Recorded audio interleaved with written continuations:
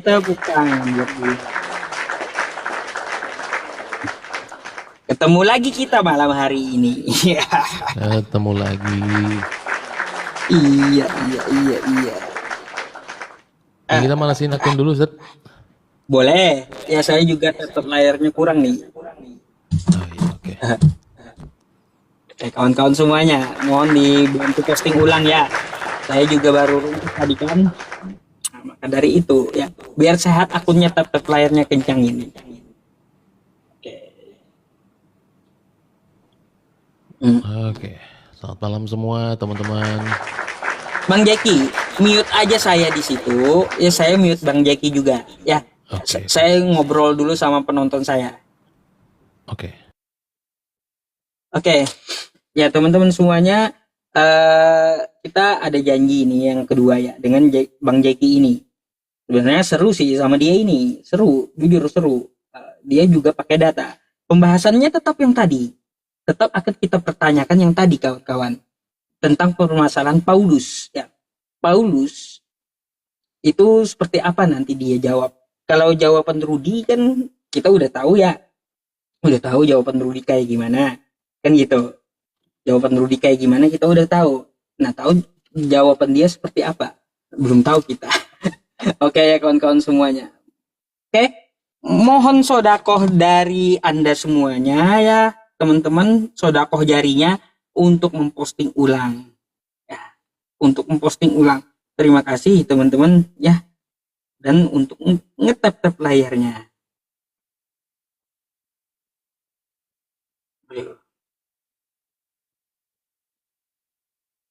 Ya, harus rungkat dulu, rungkat, lap lagi, rungkat, lap lagi.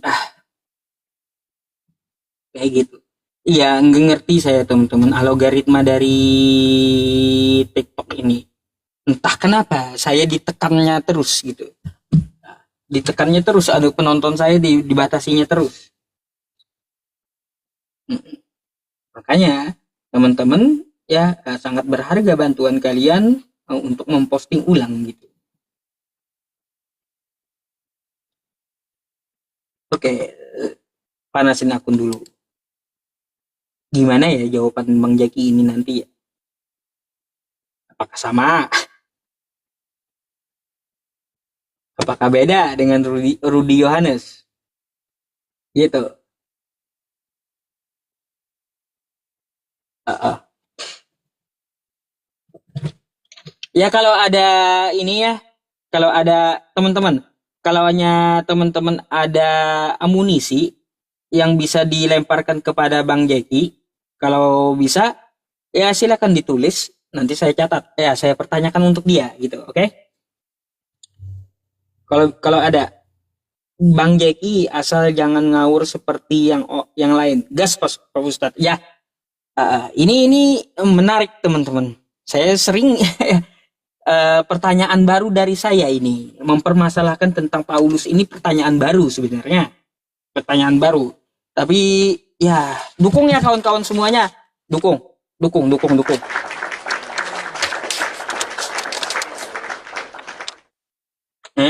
Nggak ada suara kah? Nggak ada suara kah? Ada kan, suara saya aman kan? Ada yang tulis nggak ada suara katanya. Ada, ya baik. Syukron jazakumullah khair ya. Udah 1 menit lagi ya, kita kenceng-kencengan tap layarnya 532. Dia ini punya donatur teman-teman ya, pasti kalah saya PK sama dia, pasti kalah. Dia punya donatur, kalau saya apa, kere. Punya donatur dia. Untuk main PK ini dia menang gitu, punya donatur dia. Jadi tidak ada suara ya, memang saya mute Jekinya. Nanti kalaunya sudah tuh, kalau sudah selesai, baru kita buka Bang Jekinya. Oten tidak ada suaranya, belum. Ya udah, kita buka Teman-teman dulu. boleh bantu monitor apakah teman-teman bisa dengar suara saya dengan baik?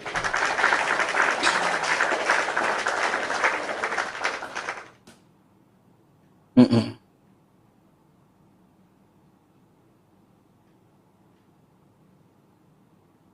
Oke. Siapa duluan, Bang?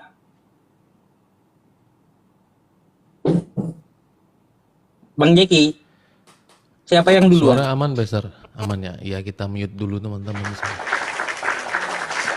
Oh, berarti saya masih di mute di situ ya. Oke. Siapa yang duluan? Silakan. Boleh, Ustadz boleh. Silakan.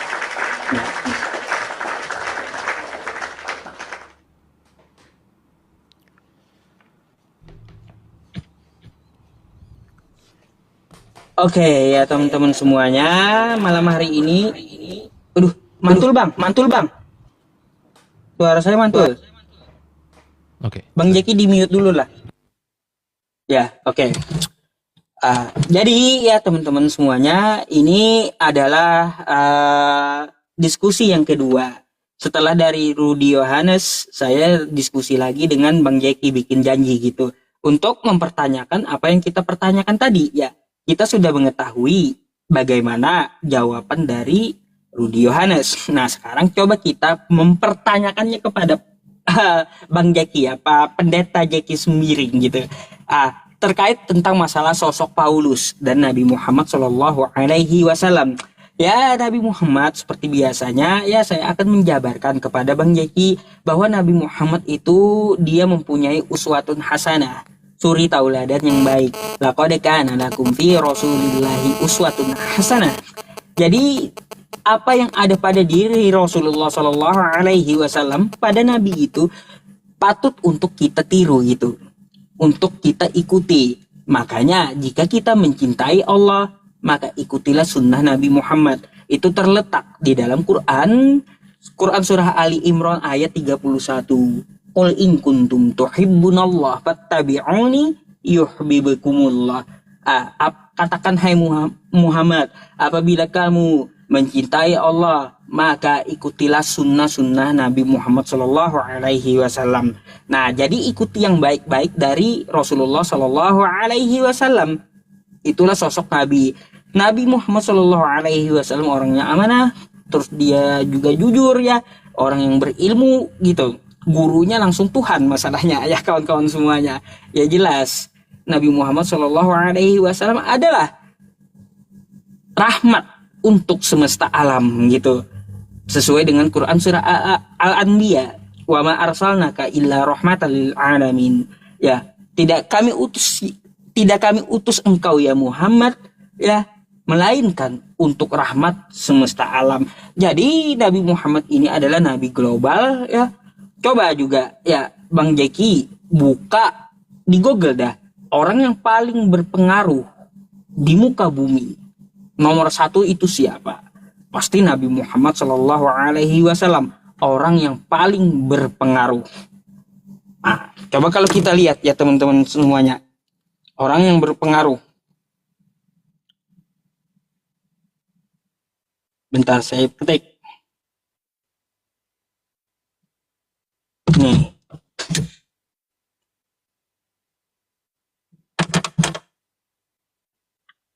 Tuh. Orang paling berpengaruh di dalam sejarah dunia menurut buku terkenal The 100 Karya Michael H. ya, dipimpin oleh Nabi Muhammad Sallallahu Alaihi Wasallam. Karena apa? Nabi Muhammad ini ya teman-teman semuanya, kita selalu ingat setiap hari kepada beliau dan selalu menyebutkan nama beliau setiap hari. Di dalam sholat kita kan kayak gitu, ada sholawatnya ya, waktu tahiyatul akhir gitu, tahiyat akhir dalam sholat kita pasti kita menyebutkan nama Rasulullah Shallallahu Alaihi Wasallam. Beliau adalah orang yang berpengaruh gitu ya, jadi patut untuk dicontoh apa yang dilakukan oleh Rasulullah Shallallahu Alaihi Wasallam. Dan beliau juga ya sebelum sebelum menjadi nabi beliau sudah bergelar Al-Amin, orang yang dapat dipercaya gitu. Jadi ya background tentang Nabi Muhammad Shallallahu Alaihi Wasallam sekilas seperti itu ya teman-teman semuanya. Dan untuk masalah ajaran-ajaran ya kita akan membahasnya. Kita membanding ajaran Nabi Muhammad Shallallahu Alaihi Wasallam seperti apa dan ajaran dari Paulus seperti apa. Nah ini yang kita akan diskusikan malam hari ini dengan Bang Pendeta Jeki Sembiring ya. Jadi terima kasih atas waktunya. Oke, mungkin pembuka dari saya seperti itu dulu, Bang. Terima kasih.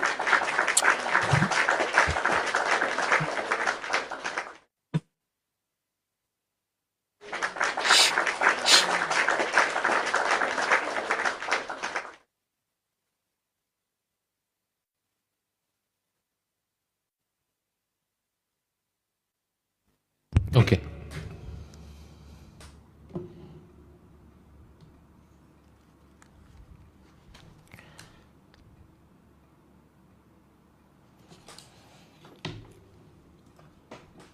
Muncul nggak, Bang?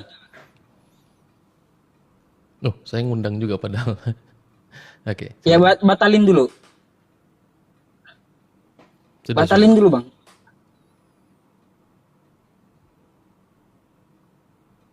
Undang saya.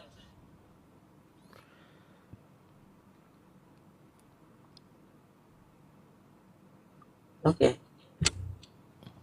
Oke, selamat malam semua teman-teman. Dan shalom bagi semua teman-teman yang Kristen yang ada di bawah dan teman-teman yang ada di sana ya. Selamat malam bagi kita semua.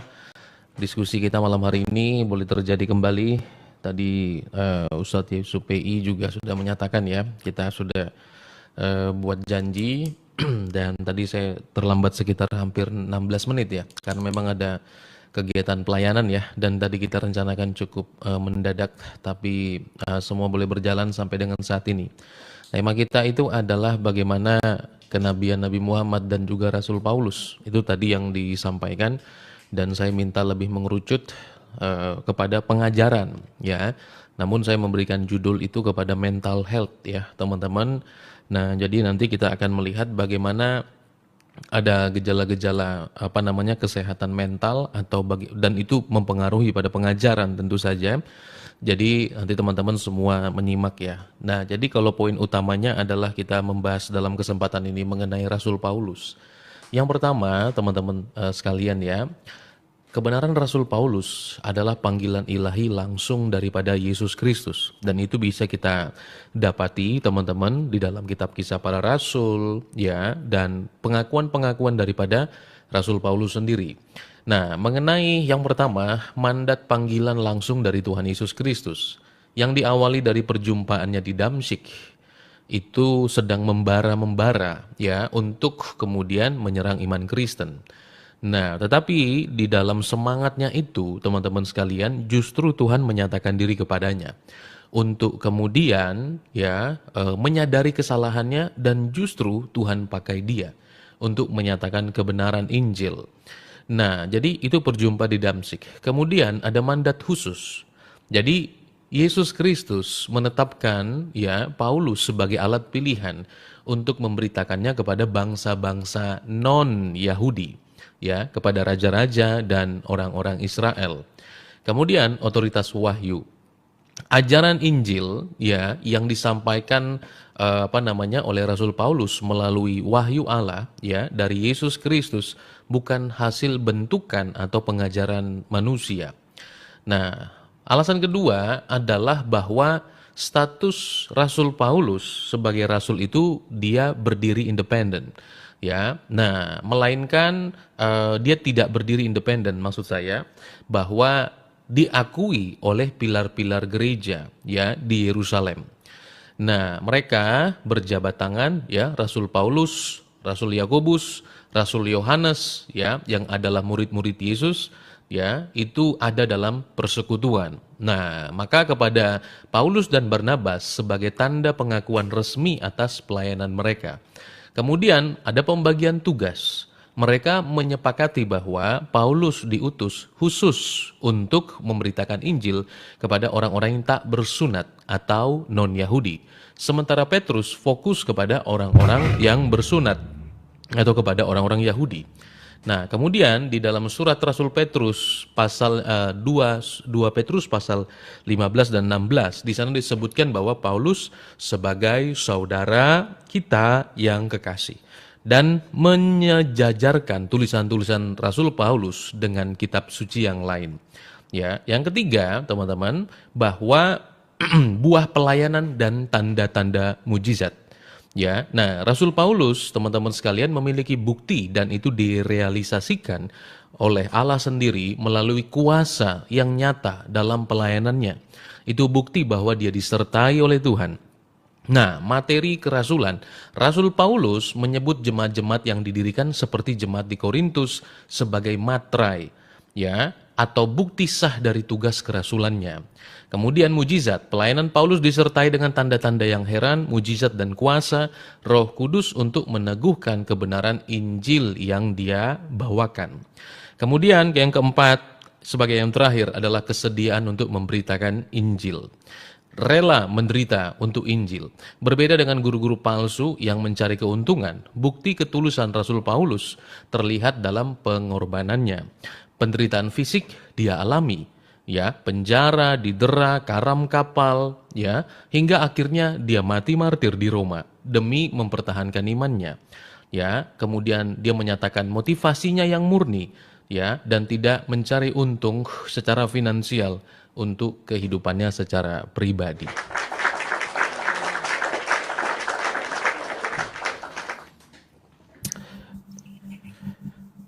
Oke.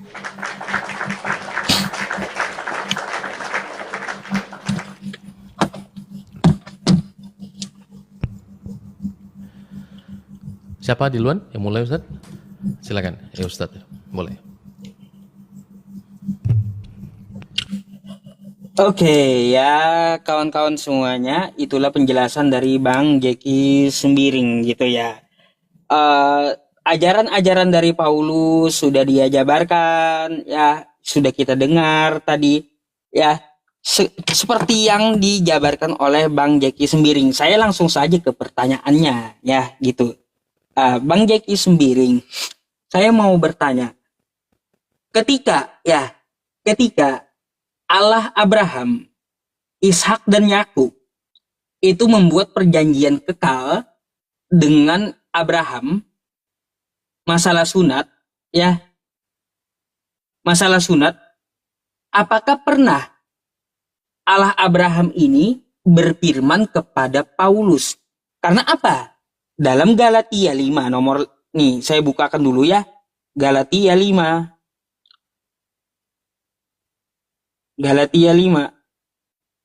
nomor 2 nih.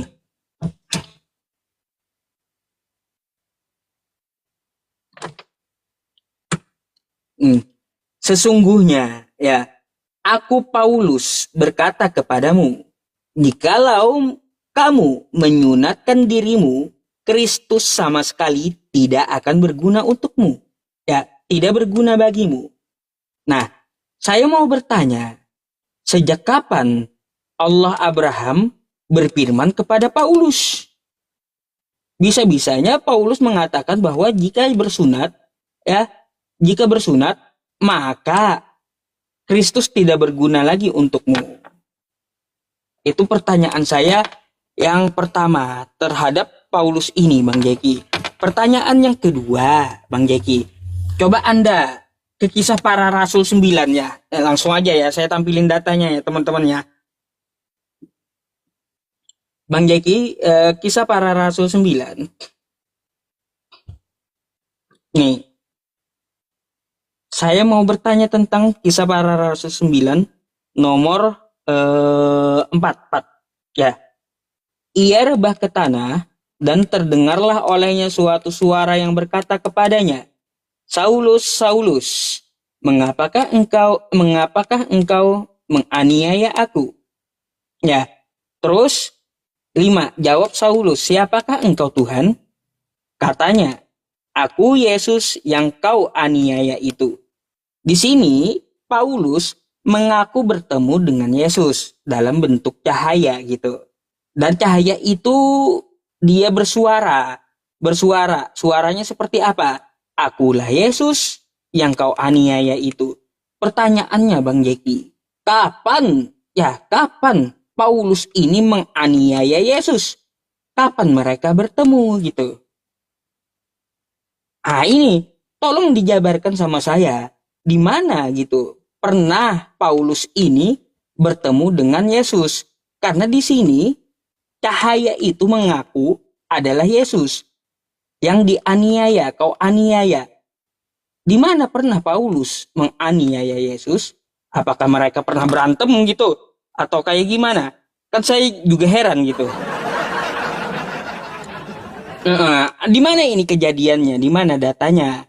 Kan seperti itu Bang Jeki. Nah, terus ada juga yang janggal Bang Jeki.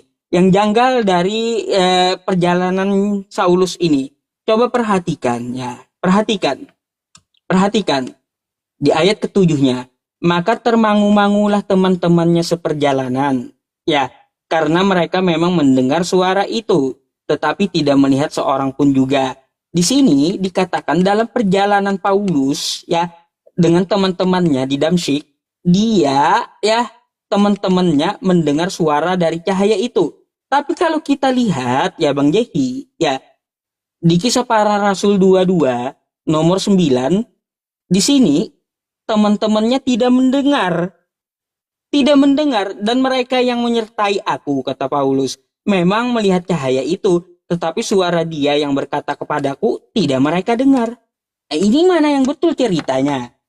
Jadi tolong dijabarkan kepada saya. Ada 3 pertanyaannya Bang Jeki. Kapan Allah Abraham berfirman kepada Paulus? Dan juga ya kenapa ini kontradiksi ceritanya? Dan kapan Yesus itu dianiaya oleh Paulus? Terima kasih.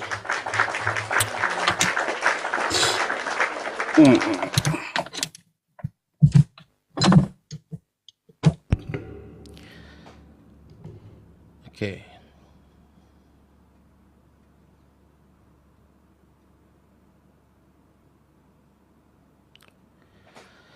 Oke, baik, saya coba memanfaatkan waktu ya. Yang pertama tadi di dalam Galatia pasalnya yang ke-5, ayatnya yang ke-2. Sesungguhnya aku Paulus berkata kepadamu, jikalau kamu menyunatkan dirimu, Kristus sama sekali tidak berguna bagimu. Sekali lagi kukatakan, setiap orang menyunatkan dirinya bahwa ia wajib melakukan seluruh hukum Taurat. Konteks di dalam kitab Galatia adalah kepada jemaat yang ada di Galatia. Yang dimana pada saat itu jemaat di Galatia itu sedang diserang oleh seorang ya yang menekankan keyahudian. Percaya Yesus boleh, tapi sunat juga jangan lupa. Nah, dia menekankan itu sebagai kuk. Maka di dalam konteks Galatia, Rasul Paulus beberapa kali marah teman-teman sekalian. Kenapa? Karena ada orang yang berusaha menekankan sunat sebagai tanda keselamatan. Jadi bahwa mereka menomorduakan Kristus, yang utama itu harus adalah sunat. Nah, padahal di dalam konteks jemaat di Galatia itu tidak semua adalah orang Yahudi. Kalau yang berlatar belakang Yahudi yang sudah sunat boleh.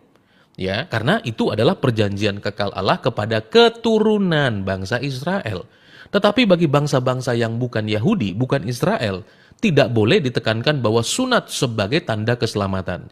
Jadi puncak di dalam Galatia pasalnya yang keempat tadi itu berbicara tidak ada lagi kuk perhambaan. Ya, nah karena semua orang teman-teman diselamatkan bukan karena perbuatan dan bahkan sunatnya, tetapi oleh iman di dalam Kristus. Seperti itu yang pertama ya, nanti kalau ada yang kelewat tolong diulas kembali. Nah kemudian bahwa bagaimana perjalanan Rasul Paulus tadi dikatakan bahwa kenapa Saulus mengapa engkau menganiaya aku? Pertanyaan Ustadz SPI adalah di mana ya Yesus Kristus itu dianiaya oleh Rasul Paulus ya. Kalau saya tidak salah tadi begitu ya. Nah, teman-teman sekalian, bahwa inilah keunikan dalam iman Kristen, bahwa penderitaan kita itu kan telah ditanggung oleh Kristus. Nah, sehingga setiap orang Kristen itu dia bukan lagi dibenci karena dia Kristen, tapi karena dia adalah seorang pengikut Kristus. Oleh sebab itu, penderitaan yang kami alami bukan karena dosa, tapi karena nama Yesus, orang membuat kami sengsara, orang membuat kami derita, itu semua adalah yang juga dirasakan oleh Yesus Kristus. Dalilnya di mana, Bang? Dalilnya ada di dalam Matius pasal 24, ayatnya yang ke-9.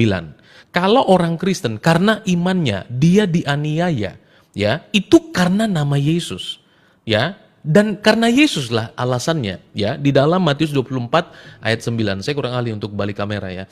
Nah, jadi saya bacakan. Pada waktu itu kamu akan diserahkan supaya disiksa dan kamu akan dibunbun dan akan dibenci semua bangsa oleh karena namaku, dikatakan.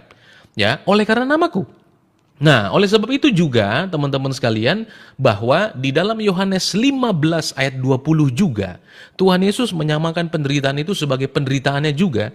Yohanes 15 ayat 20. Yesus berkata, "Ingatlah apa yang kukatakan kepadamu.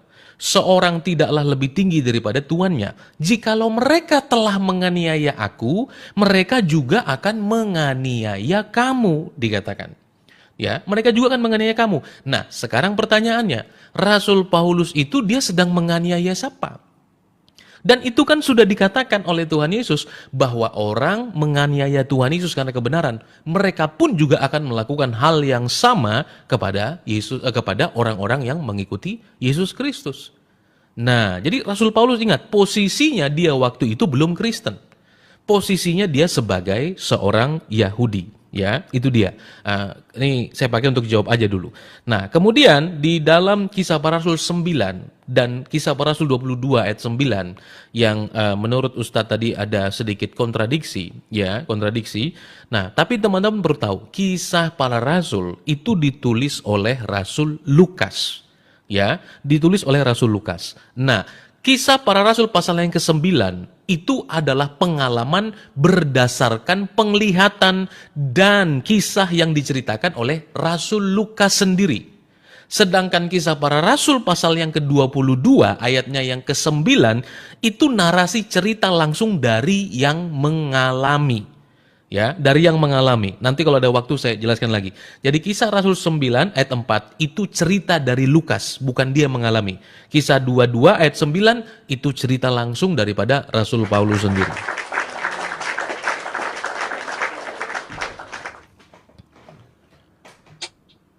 Silakan.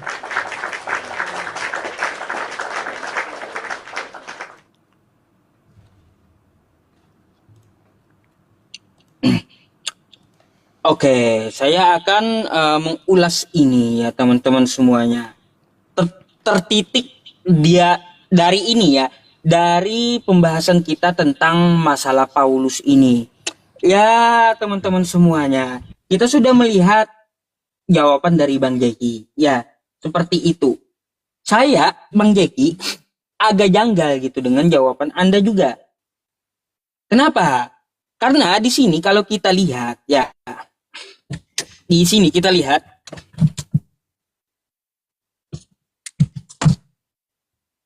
aduh, bentar ya. Nih, kita lihat jalan ceritanya dulu ya. Saulus, Kisah Para Rasul, bentar, yang 9 dulu, yang 9, saya ambil yang 9 dulu ya. Bukan yang 22.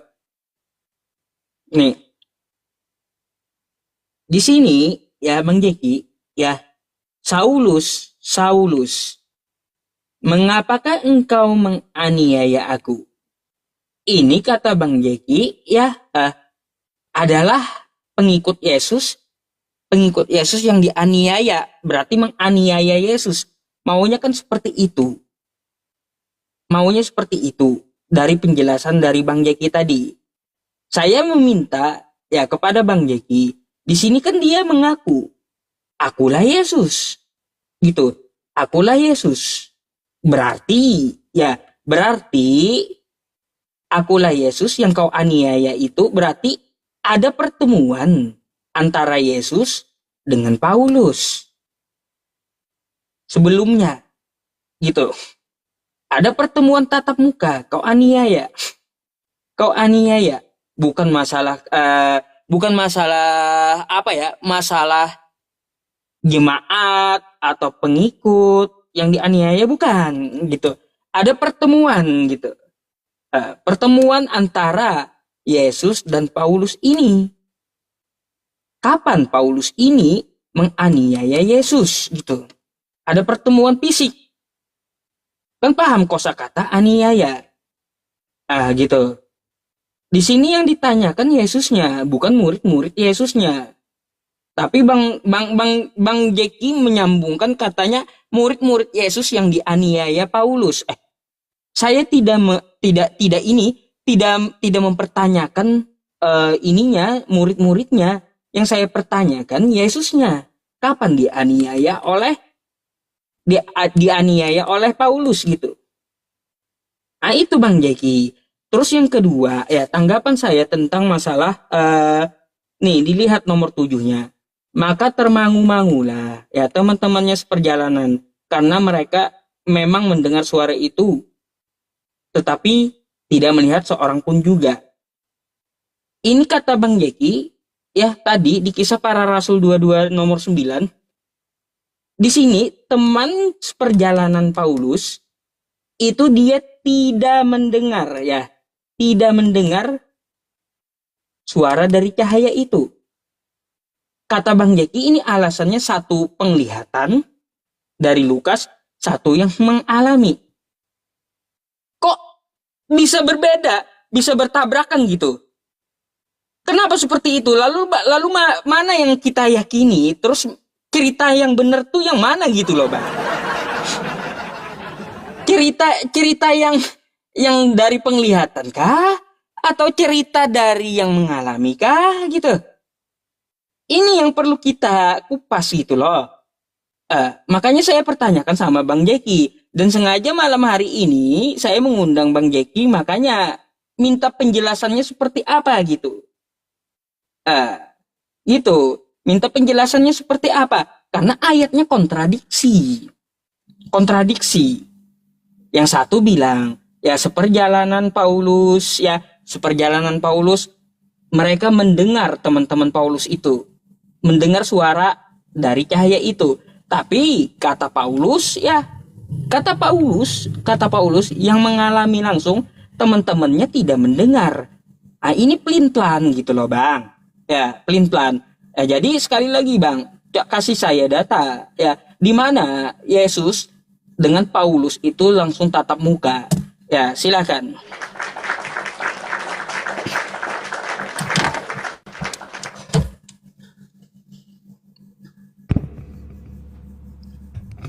Oke.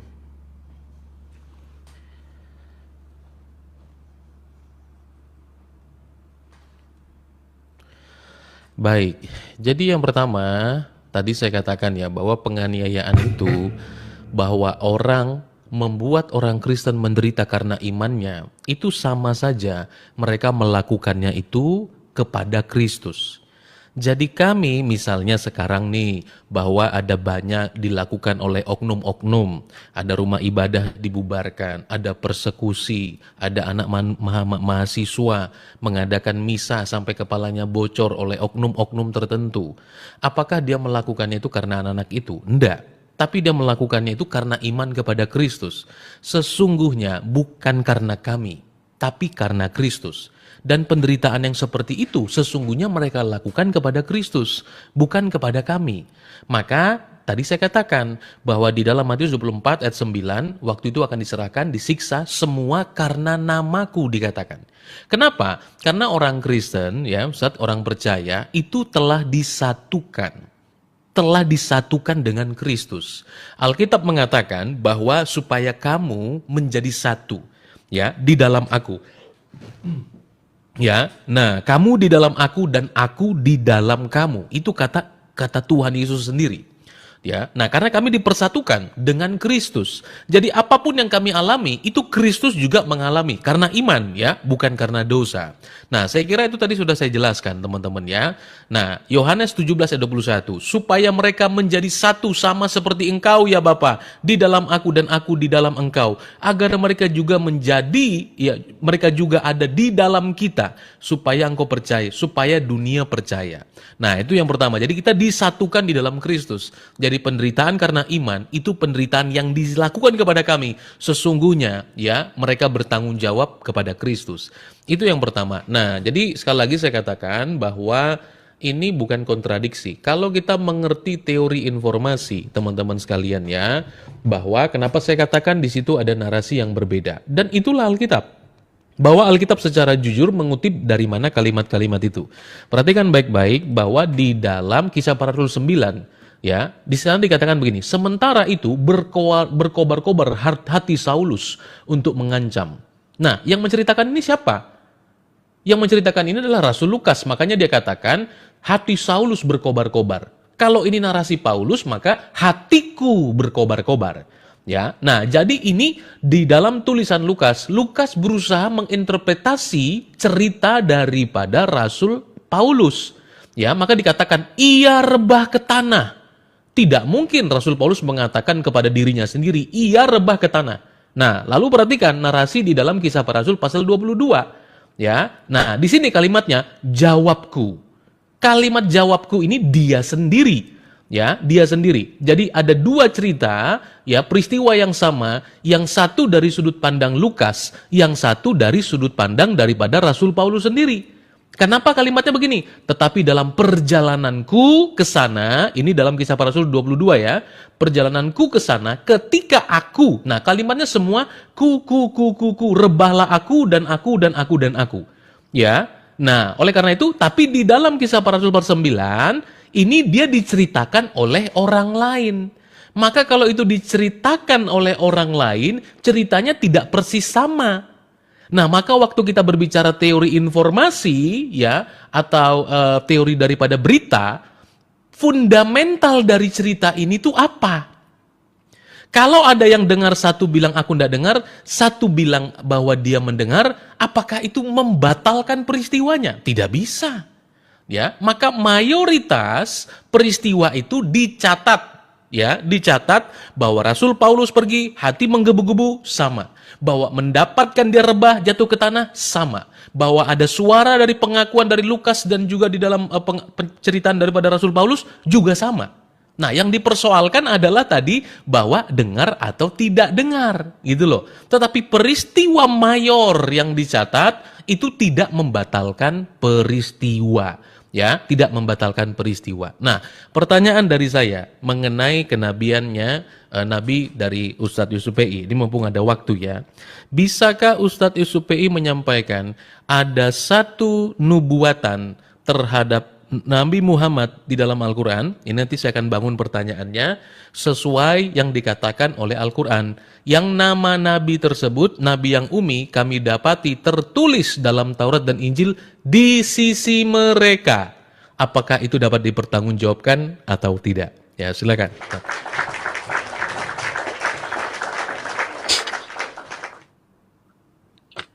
Ya, saya bertugas untuk menjawab dulu ya. Baik. Sahabat.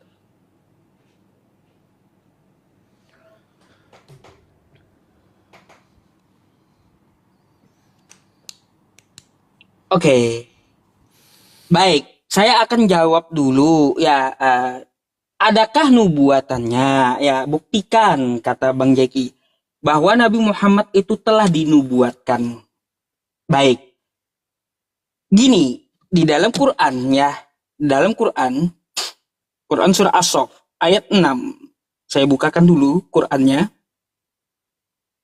As-Saff ayat 6 ya. As-Saff ayat 6. Nah, nih ya. As-Saff ayat 6. Bunyinya kayak gini. Wa idh qala Isa ibnu Maryam ya bani Israila inni rasulullahi ilaikum Inni rasulullahi ilaikum musaddiqan lima baina yadayya minat taurah wa mubasysyiran bi rasulin ya'ti min ba'di ismuhu Ahmad falamma ja'ahum bil bayyinati qalu hadza sihrun mubin. Tuh, dan ketika Isa putra Maryam berkata, "Hai Bani Israel, sesungguhnya aku adalah utusan Allah kepadamu membenarkan kitab yang turun sebelumku, yaitu Taurat, dan memberi kabar gembira dengan datangnya seorang rasul yang akan datang sesudahku, yang namanya Ahmad." Artinya Nabi Isa atau Yesus, ya di sini menubuatkan tentang Nabi Muhammad, kan seperti itu. Ya, kita harus ketahui dulu, waktu Nabi Isa atau Yesus, dia itu hidup pakai bahasa apa? Waktu dia mengajar, dia pakai bahasa Ibrani. Kesehariannya Aramaik, tapi dia mengajar dalam bahasa Ibrani. Kan seperti itu. Maka, adakah nubuatan Nabi Muhammad? Coba kita ya, Bang Jeki, ke Yohanes 16. Ke Yohanes 16.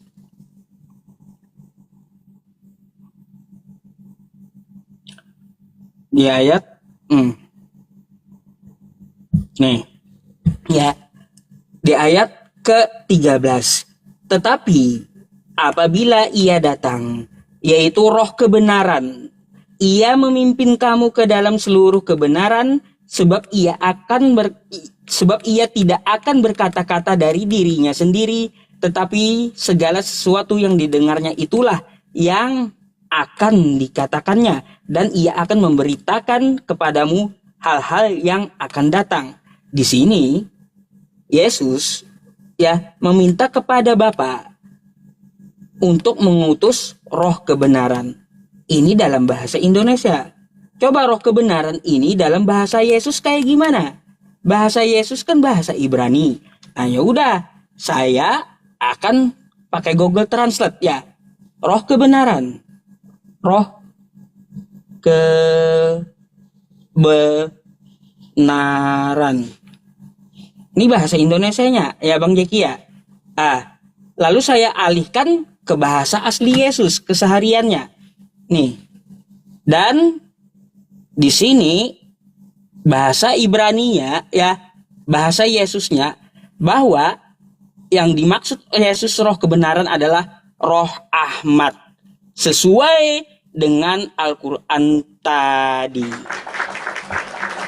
Ya, bahasa Yesusnya gitu, bahasa Yesus roh Ahmad. Makanya dalam Quran tadi ya namanya Ahmad. Tuh. Karena Yesus pakai bahasa Ibrani. Gitu Bang Jeki. Tuh, sudah saya buktikan. Ya, sudah saya buktikan. Ada nubuatan Nabi Muhammad SAW di tempat Anda. Dan Bang Jeki, ya Bang Jeki, saya agak bingung dengan jawaban Anda gitu. Agak rancu. Kenapa harus dipaksakan itu adalah murid-muridnya Yesus yang dianiaya? Padahal kan di situ Yesus yang ngakunya dianiaya gitu loh. Yang dianiaya itu Yesus, kok selalu dilarikan kepada murid-muridnya. Coba, kejadian apa yang pernah gitu terjadi antara Paulus dan Yesus secara tatap muka? Apakah dianiaya Yesus atau dianiaya Paulus gitu? Coba dijabarkan lagi lah sama saya gitu Bang. Terima kasih.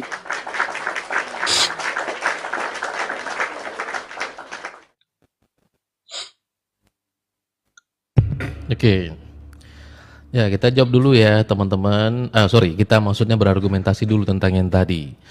Yang saya maksud di dalam Al-Quran tadi ya, di dalam Al-Quran surah berapa tadi ya? Teman-teman pasti tahu ya. Dalam surah Al-Araf ayatnya yang ke-157, ya kan? 157 sebentar ya. Di sini ya, ini harus dipertanggungjawabkan sesungguhnya ya kalimat ini. Yang Ustadz bawakan tadi adalah pernyataan Isa dan itu pun adalah di dalam Al-Qur'an. Yang saya tanyakan adalah kitab sebelum.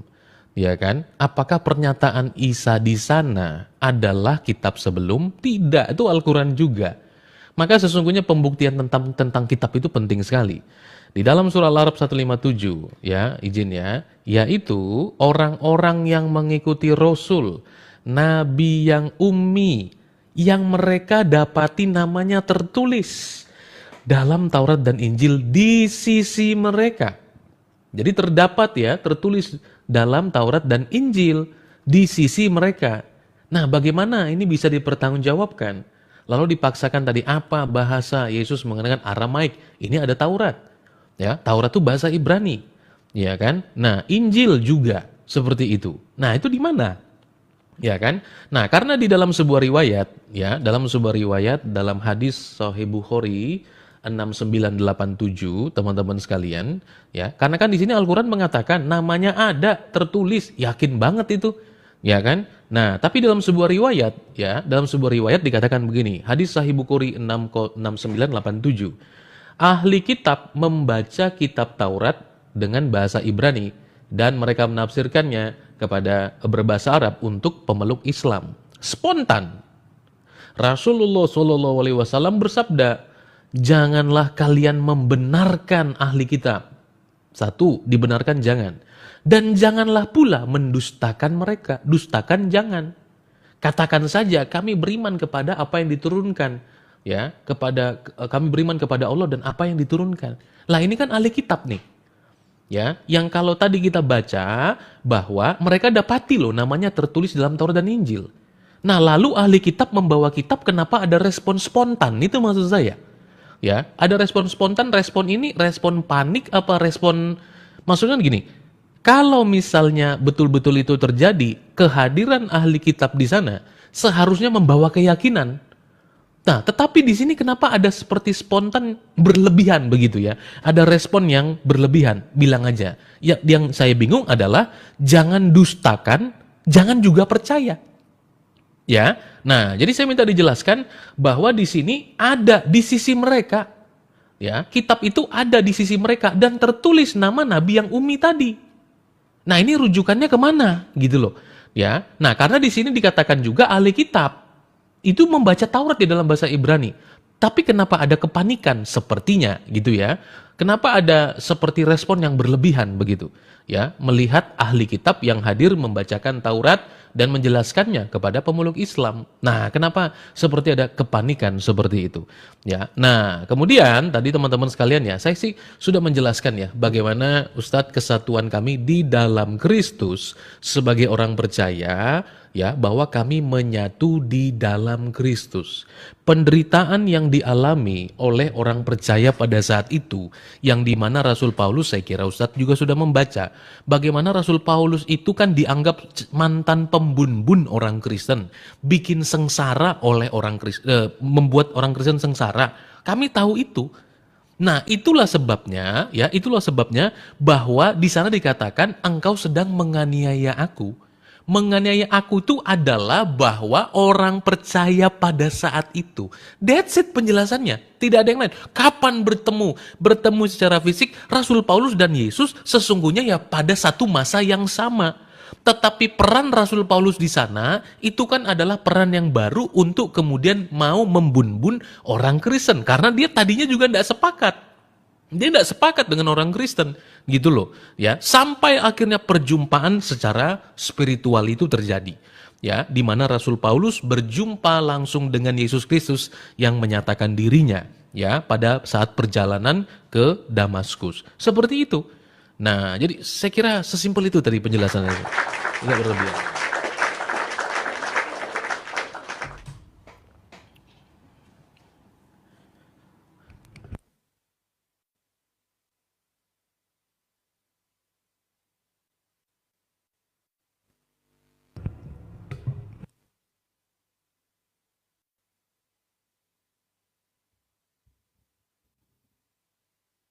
Undang Bang. Sudah saya tekan. Belum muncul. Saya batalkan dulu ya.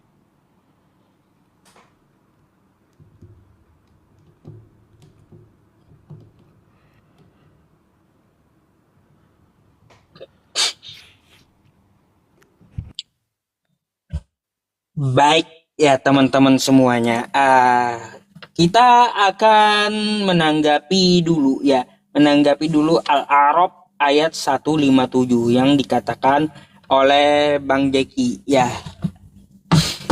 Nih teman-teman semuanya, Bang Jeki ya, untuk Al-A'raf ini sudah ada cerita sirahnya ya. Sirahnya ada Al-A'raf ayat 157 yang Anda minta. Kan gitu. Nah, banyak ceritanya panjang gitu Bang Jeki. Ya, panjang. Di sini ada orang Yahudi, ya lelaki Yahudi sedang membuka kitab Taurat seraya membacanya sebagai ungkapan rasa duka dan bela sungkawanya atas anak lelakinya yang sedang menghadapi kematian. Anak laki-lakinya itu adalah seorang pemuda yang paling tampan dan paling gagah. Maka Rasulullah bertanya, "Aku memohon kepadamu dengan nama Tuhan yang telah menurunkan kitab Taurat. Apakah engkau menjumpai dalam kitabmu ini sifat dan tempat hijrahku?" Lelaki Yahudi itu menjawab pertanyaan Nabi hanya dengan isyarat gelengan kepala yang berarti tidak. Oke? Yang berarti tidak, katanya. Anak lelakinya yang sedang menghadapi kematian itu berkata, "Ya demi Tuhan yang telah menurunkan kitab Taurat, sesungguhnya kami menjumpai di dalam kitab kami sifatmu dan tempat hijrahmu. Dan sesungguhnya aku sekarang bersaksi bahwa tidak ada Tuhan selain Allah, dan aku bersaksi pula engkau adalah utusan Allah." Jadi ini cerita Al-A'raf, ini cerita ketika Nabi Muhammad Shallallahu Alaihi Wasallam ditemui oleh orang-orang Yahudi dengan anaknya gitu. Ternyata sifat Nabi Muhammad ada di dalam kitab tersebut. Nah gitu. Lalu Taurat yang manakah ini? Taurat yang manakah ini? Pasti kita bertanya kan? Bertanya, Taurat yang mana yang ini? Bang Jeki, nggak perlu dicari-cari lagi. Karena apa? Semua kitab dari Taurat maupun kitab Injil ya, itu telah berubah-ubah. Nih. Ke Al-Baqarah 79 ya. Fawailul lilladzina yaktubuna al-kitaba biaydihim thumma yaquluna hadza min 'indillah liyashtaru bihi thamanan qalila fawailul lahum mimma katabat aydihim wa wailul lahum mimma yaksibun. Maka kecelakaanlah besar bagi orang-orang yang menulis Alkitab dengan tangan mereka sendiri, lalu dikatakannya ini dari Allah dengan maksud untuk memperoleh keuntungan yang sedikit. Dengan perbuatan itu, maka kecelakaan yang besarlah bagi mereka akibat apa yang ditulis oleh tangan mereka sendiri, dan kecelakaan yang besarlah bagi mereka akibat apa yang mereka kerjakan. Jadi seperti itu Bang Jeki, tanggapan saya tentang masalah Quran surah Al-A'raf. Itu ada asbabun nuzulnya untuk ayat tersebut. Ya, di kitab Yahudi itu, bukan di kitab Anda. Gitu. Jadi, kalaunya sekarang tidak ada Nabi Muhammad dalam kitab Anda, berarti menandakan kitab Anda itu kitab palsu. Gitu. Bila tidak ada nubuatan Nabi Muhammad, berarti menandakan kitab Anda kitab palsu. Taurat dan Injil itu dia menubuatkan Nabi Muhammad. Ada sirah nabawiyah. Ceritanya lelaki Yahudi membuka kitabnya di hadapan Nabi gitu. Bahwa sifat Nabi ini sudah ada tertera dalam kitab kami. Itu cerita di sirah nabawiyahnya, sejarahnya. Nah, jika berbeda ya kitab Anda dengan Yahudi tersebut, maka sudah dapat dipastikan kitab Anda tidak memuat Nabi Muhammad, berarti kitab Anda kitab palsu. Gitu. Gitu, Mbak. Bang Jeki. Jadi ya Bang Jeki, itu tanggapan saya Al-A'raf ayat 157. Saya Bang Jeki kurang mengerti gitu loh. Kontradiksi itu yang mana yang perlu kita yakini? Yang mana yang perlu kita yakini, Bang? Apakah yang mengalami? Apakah yang dari penglihatan gitu? Dari penglihatan. Kok pelin-pelan gitu loh kitabnya. Mau yang mana? Yang satu bilang dengar, yang satu bilang tidak. Jadi kita harus apa gitu? Yang mana yang diikuti? Coba dipertegas gitu penjelasannya, Bang. Terima kasih.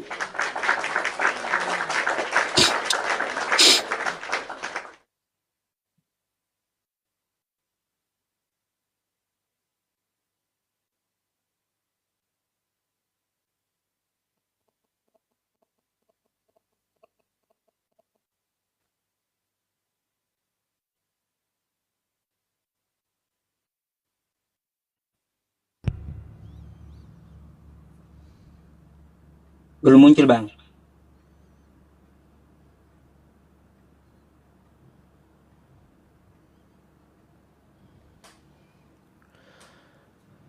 Oke.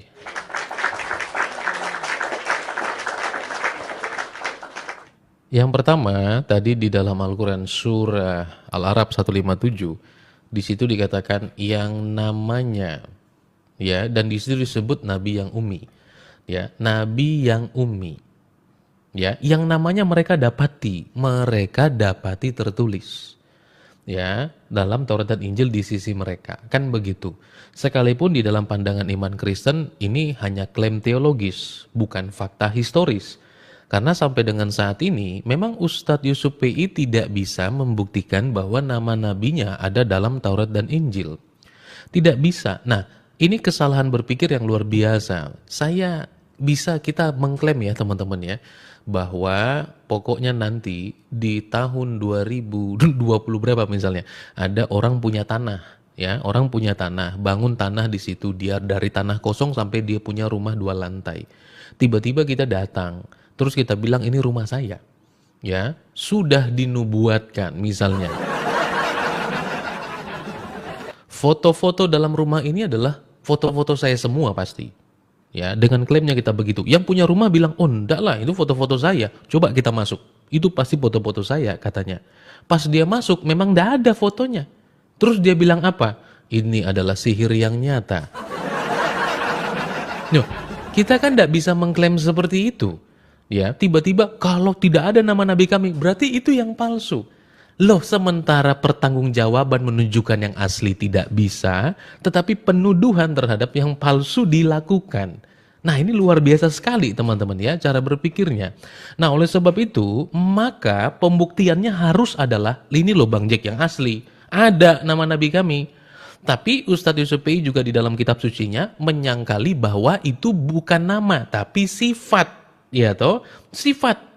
Nah, maka tadi saya bawakan, Ustadz belum membahas mengenai hadis Sahih Bukhari yang saya bawakan di dalam Sahih Bukhari 6987.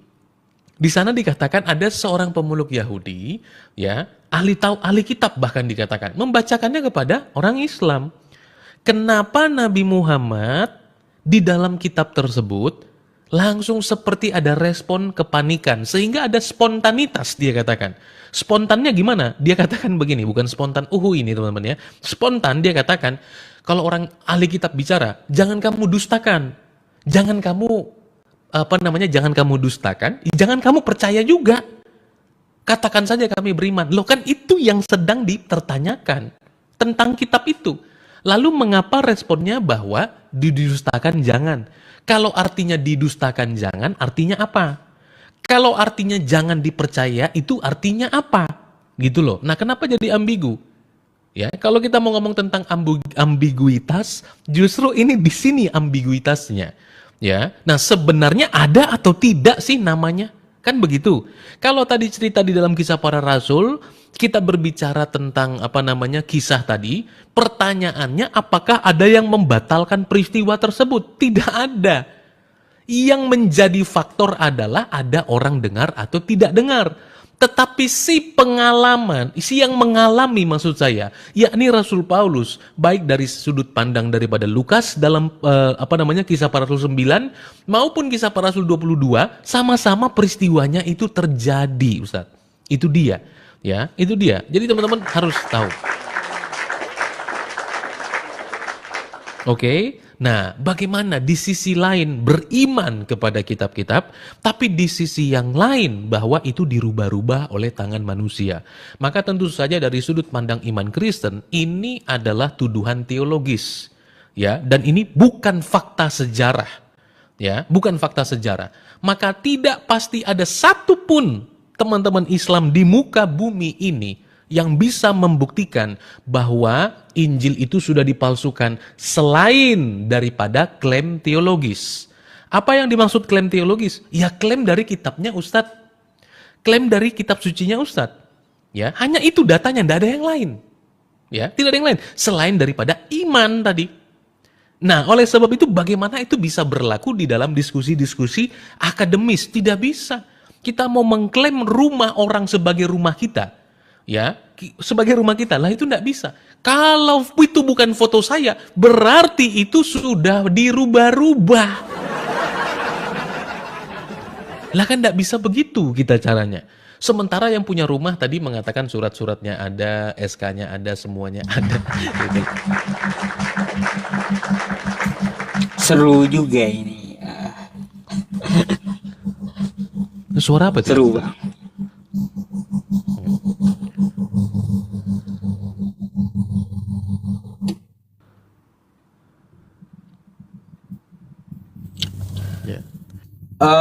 Oke teman-teman ya, saya akan tanggapi dulu jawaban dari Bang Jeki ya, atau tuntutan Bang Jeki ya. Buktikan gitu ya, buktikan katanya di dalam Taurat ada nubuatan Nabi Muhammad Shallallahu Alaihi Wasallam. Baik, kalau kayak gitu ya, kalau kayak gitu saya menunjukkan sebuah video saja ya, biar orang yang pemilik kitabnya langsung yang membacakan, oke? Karena saya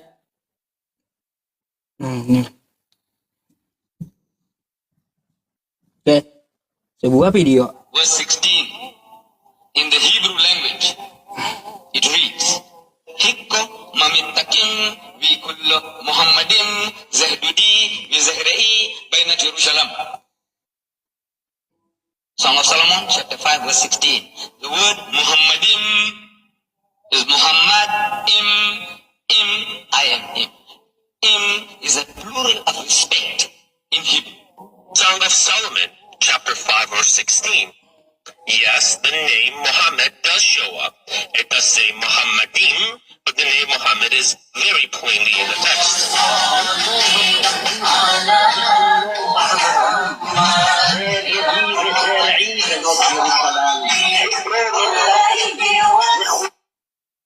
Oke. Jadi itu pemilik kitab langsung yang membacakan dalam Kidung Agung 5 nomor 6. Nggak perlu saya yang membacakan kan kayak gitu. Bahwa mereka pun ya orang Yahudi mengakui ada nama Nabi Muhammad Shallallahu Alaihi Wasallam dalam kitab mereka. Tuh. Anda bukan Yahudi. Kan gitu. Anda bukan Yahudi. Makanya saya langsung ambil video dari yang Yahudi. Langsung dari video yang Yahudi. Bagaimana mereka membacanya. Dan mereka pun juga mengakui memang ada Nabi Muhammad ya di dalam kitab mereka. Jadi seperti itu Bang Jeki ya tanggapan saya.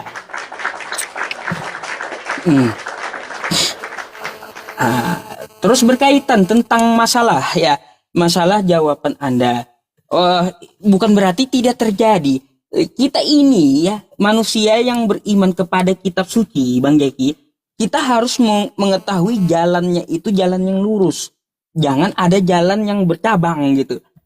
Kalau bercabang kontradiksi seperti apa kita mau mengikutinya? Coba bayangkan seperti itu. Susah kita mau mengikuti yang mana? Yang satu bilang A, yang satu bilang B. Kata Lukas ya dia tidak mendengar. Kata Paulus teman-temannya mendengar. Nggak sinkron gitu. Nggak sinkron.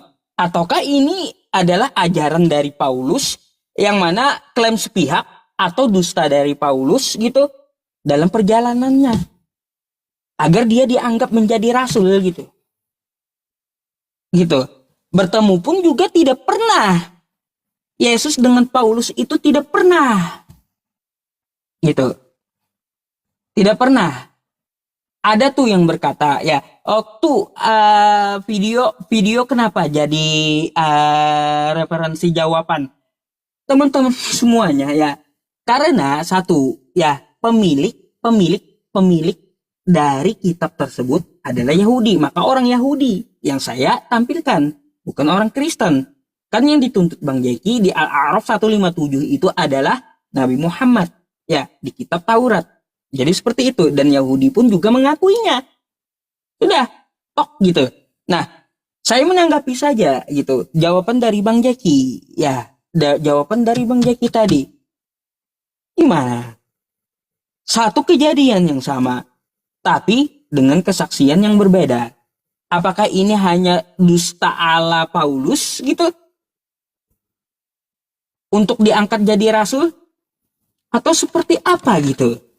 Kapan mereka pernah bertemu? Kapan pernah bertemu?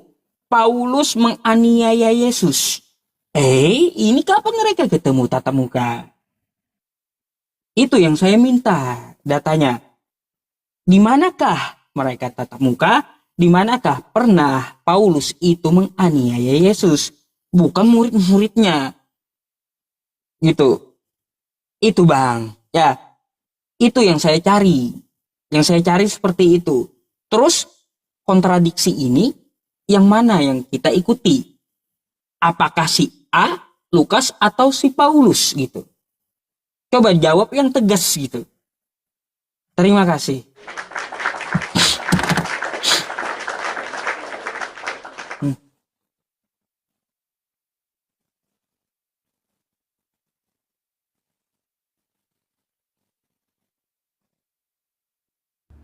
Oke. Nah, menarik sekali ya. Ustadz membawakan tadi seorang Yahudi, ya, katanya gitu kan. Nah, jadi teman-teman sekalian, nah ini sama seperti waktu kita diskusi dengan Ustadz Alif ya, teman-teman sekalian. Jadi apa aja dibawa, yang penting lawan Kristen, kan gitu ya. Apa aja dibawa tuh, mau orang Yahudi, mau siapa, kitab Targum dibawa, mah. Dengan demikian, Ustadz Yusuf itu sebenarnya sedang menenggelamkan kitab sucinya sendiri. Kenapa? Perhatikan, di dalam Al-Quran dikatakan namanya tertulis dalam Taurat dan Injil di sisi mereka, Al-Araf 157. Apakah yang dibacakan itu tadi, bacanya itu bukan Muhammad? Itu salah Bang ya. Itu salah banget. Saya bukan orang Yahudi, tapi saya orang belajar. Nggak ada bacanya seperti mulutnya Abang Nandar tuh. Itu nggak ada. Ya, Mahmadim itu bacanya. Ya, bukan mu. Bahkan dalam Al-Quran dikatakan tuh Ahmad. Ya kan? Nah, di dalam Al-Araf 157 itu dikatakan Taurat dan Injil. Bahkan tadi yang dibawa oleh orang Yahudi itu tadi, yang abang katakan orang Yahudi sendiri, itu bahkan bukan Taurat dan bahkan bukan Injil. Tapi kitab Kidung Agung, yang dimana seringkali dituduhkan, wah itu kitab katanya kitab porno, tapi kok kemudian mengkais-kais ada nama Nabi di situ gitu loh. Ya kan? Nah, itu dia teman-teman. Jadi saking pokoknya lawan saja argumen yang tadi disampaikan oleh orang yang dianggap tadi orang Yahudi itu tadi, itu justru bukan Taurat juga, bukan juga Injil. Yang artinya itu bahkan tidak sesuai dengan kitab sucinya Ustadz sendiri. Itu loh. Ya, nah maka daripada itu adalah sebuah tanggapan yang keliru atau jawaban yang keliru tentang mau menyatakan atau bahkan mau mencari nama Nabi Abang di dalam kitab-kitab sebelum sampai dengan detik ini kita diskusi, itu belum dibuktikan. Ya, belum dibuktikan. Nah, kemudian tadi menarik ya, saya belum tanggapi tadi, ada ingatkan kepada saya mengenai Ustadz Bapak katakan bahwa roh kebenaran, kan gitu ya teman-teman ya, sampai lupa. Jadi ini juga akan menenggelamkan kitab suci yang Ustadz yakini kalau mau pakai ayat itu dengan sembarangan. Kenapa? Di dalam Yohanes 16 ayat 14 tadi dikatakan bahwa Nabi itu tadi roh kebenaran itu tadi saat dikatakan begini, ya, dia terima dariku. Dia tidak akan mengatakan yang lain selain yang dia terima dariku. Pertanyaan yang sama. Sejak kapan Nabi Abang menerima dari Yesus Kristus? Tidak pernah ada. Even itu cerita dalam kitab suci Ustadz maupun di dalam kitab suci saya. Tidak pernah ada. Nah lalu makanya kalau bawa ayat itu, maka pasti ya ajaran Yesus dan ajaran yang disampaikan oleh Nabi Abang harusnya sinkron dan sama. Nah ini kan beda bumi langit ini. Ya, beda bumi dan langit. Oleh karena itu bahwa ketika Yohanes 16 ayat 14 bahwa roh kebenaran itu akan menyatakan segala sesuatu yang telah kusampaikan kepadanya. Lah ini juga kalau kita tanya tadi pertanyaannya ketemu kapan? Tidak bisa menggunakan dalil itu. Nah lalu kemudian kebingungan Ustadz mengatakan bahwa pertemuan tadi itu seperti apa? Maka cerita itu pasti diragukan. Karena ada satu yang dianggap sebagai kontradiksi. Ya, yakni apa? Yakni ada teman-temannya dengar, satu ada teman-temannya tidak dengar. Lalu yang dibatalkan adalah artinya peristiwanya tidak terjadi. Lah, ini tidak mengerti teori informasi, teman-teman sekalian ya. Maka peristiwa bahwa ada yang dengar, ada yang tidak dengar, itu adalah informasi minor. Justru teman-teman sekalian itu memperkuat bahwa peristiwa tersebut dari berbagai macam sudut pandang tidak membatalkan ya esensi dari peristiwa tersebut. Dari Markus dan juga ada Matius atau Lukas, saya lupa, mencatat bedanya jam peristiwa penyaliban Yesus. Maka ini kalau ini tidak yang tepat, jamnya tidak sama, artinya penyaliban dibatalkan. Wah, itu kan cara berpikirnya bagaimana? Ya, karena ada sudut pandang waktu yang berbeda. Ya, sudut pandang waktu yang berbeda. Maka itu bukan kontradiksi. Sama sekali bukan kontradiksi.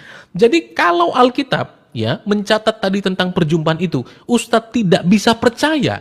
Ya, tidak bisa percaya. Nah, pertemuan seperti itu. Lalu kenapa Ustadz bisa percaya kepada Nabi Muhammad yang menceritakan Yesus yang dimana mereka tidak pernah ketemu juga? Seru ya, kita bahas ini seru memang. Ya, silakan tuh. Pencet bang. Baik. Tanggapan Bang Jeki akan saya tanggapi kembali gitu bang ya. Seru emang kita bahas ini. Perlu dikaji betul-betul ya. Kan kayak gitu. Saya akan mengkaji dulu ya. Tadi kapan ya Nabi Muhammad terima dari Yesus kata Bang Jeki. Coba Bang Jeki ke Yohanes 16 nomor 13 itu. Kita baca aja dah ya. Kita baca bersama-sama. Oke.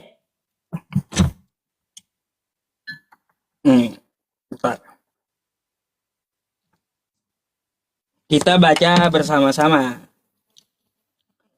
Yohanes 16 nomor 13. Tetapi apabila ia datang, yaitu roh kebenaran, ia akan memimpin kamu dalam keseluruh kebenaran. Sebab ia tidak akan berkata-kata dari dirinya sendiri. Ini Bang Jeki ya, sesuai dengan Nabi Muhammad SAW di dalam Quran surah An-Najm. Ya, Quran surah An-Najm ya, An-Najm nih. Saya tampilkan sama Bang Jeki. An-Najm.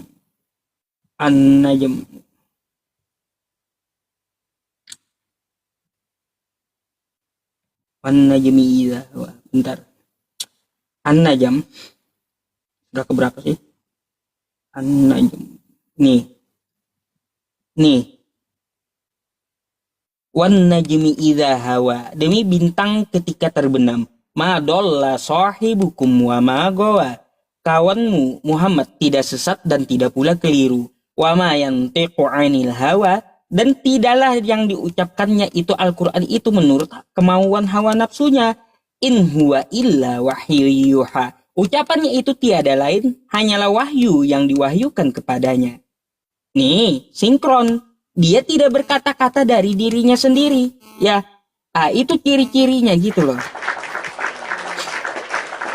Ah, tetapi segala sesuatu yang didengarnya, nah itulah yang akan dikatakannya. Dan ia akan memberitakan kepadamu hal-hal yang akan datang.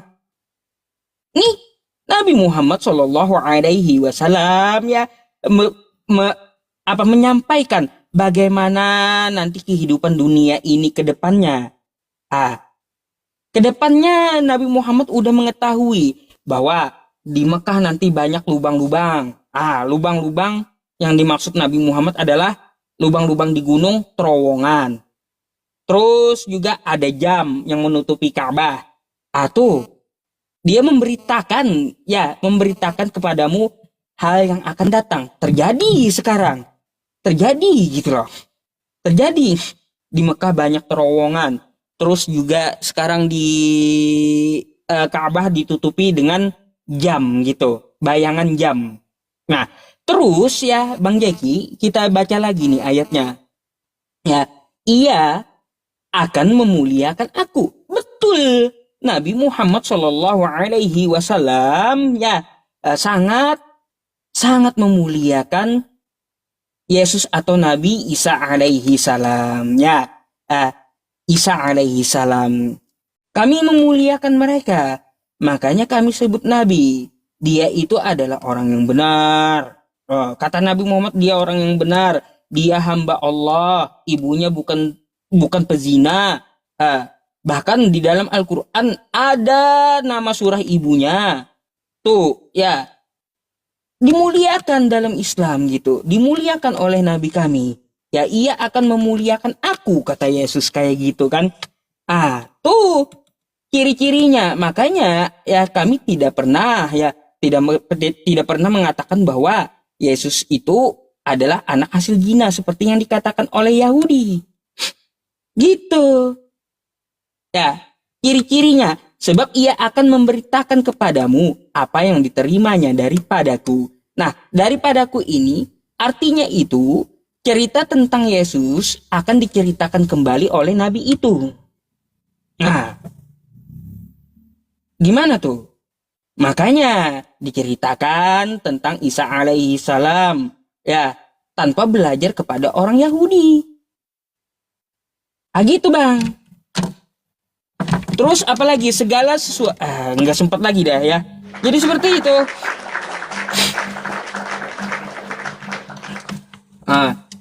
Nggak sempat waktunya saya bertanya. Tanggapilah, silakan.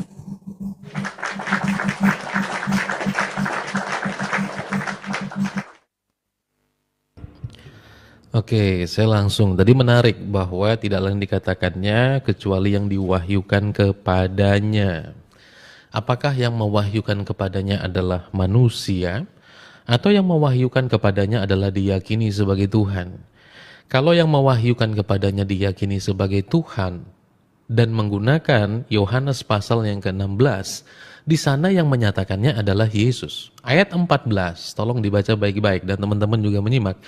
Ayat 14 dikatakan, ia akan memuliakan aku. Betul, kata Ustaz.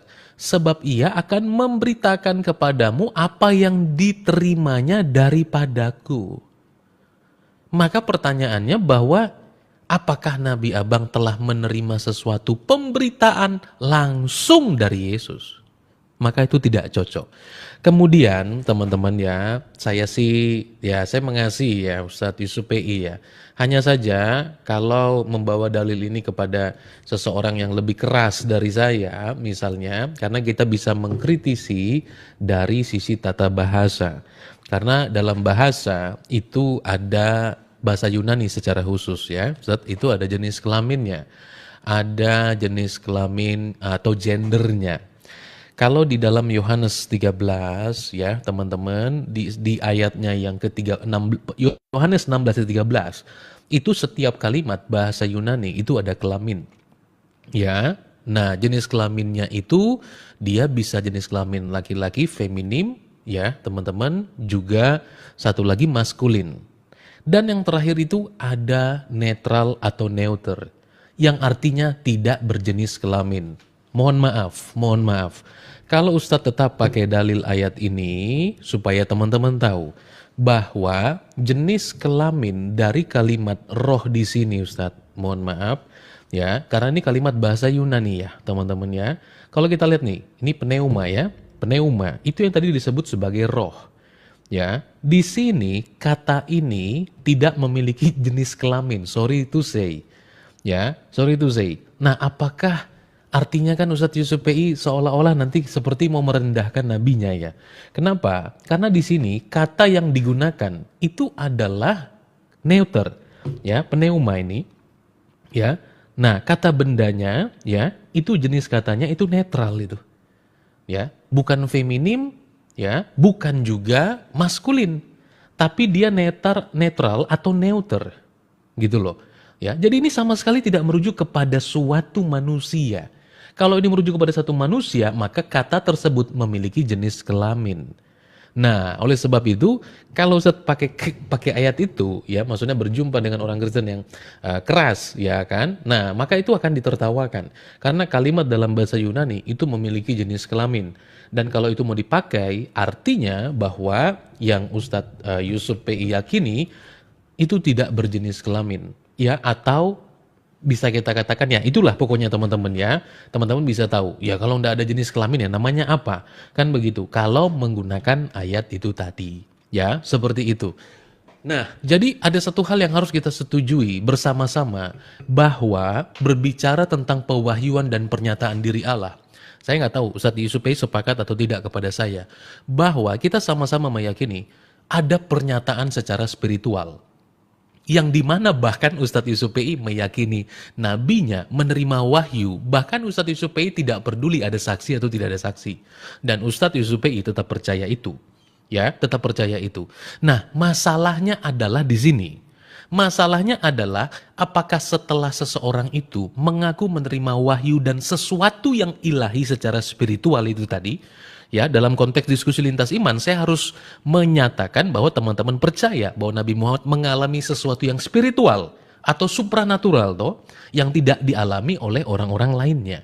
Ya, nah itu juga yang kami yakini kepada Rasul Paulus supaya diskusi kita tetap terarah. Maksudnya adalah bahwa ajaran yang kemudian sama-sama orang tersebut menerima wahyu dari Tuhan, apakah ajaran itu membuahkan sesuatu? Ya, nah kalau kita berbicara membuahkan sesuatu, maka ajaran itu harus berkaitan dengan ajaran sebelum. Ya, sebelum. Nah masalahnya Rasul Paulus adalah seorang ahli Farisi. Dia mengerti hukum. Nah tetapi yang Ustadz yakini, sejauh yang saya ketahui, memang tidak punya pengalaman apa-apa tentang Taurat dan Injil. Seperti itu.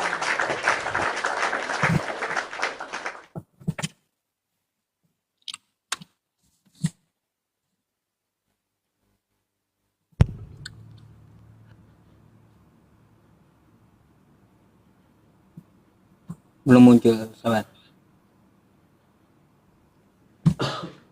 Oke bang. Ya, silakan. Oke, saya akan tanggapi ya jawaban Bang Jeki. Bang Jeki membawakan malah ke dalam bahasa Yunani. Sedangkan Yesus itu tidak berbahasa Yunani, Bang. Kenapa pakai bahasa Yunani? Aneh kali kau, Bang. Ya, Yesus itu kesehariannya bahasa Aramaik. Bukan bahasa Yunani dia. Kenapa abang melarikan masalah itu ke bahasa Yunani? Dia waktu mengajar pakai bahasa Ibrani. Dan kesehariannya memakai Aramaik. Kan seperti itu. Kok Anda malah melarikannya ke bahasa Yunani? Gak nyambung gitu. Jadi narasi Anda tuh perlu diperbaiki gitu loh bang. Di Yohanes 16 nomor 13 itu, kalau kita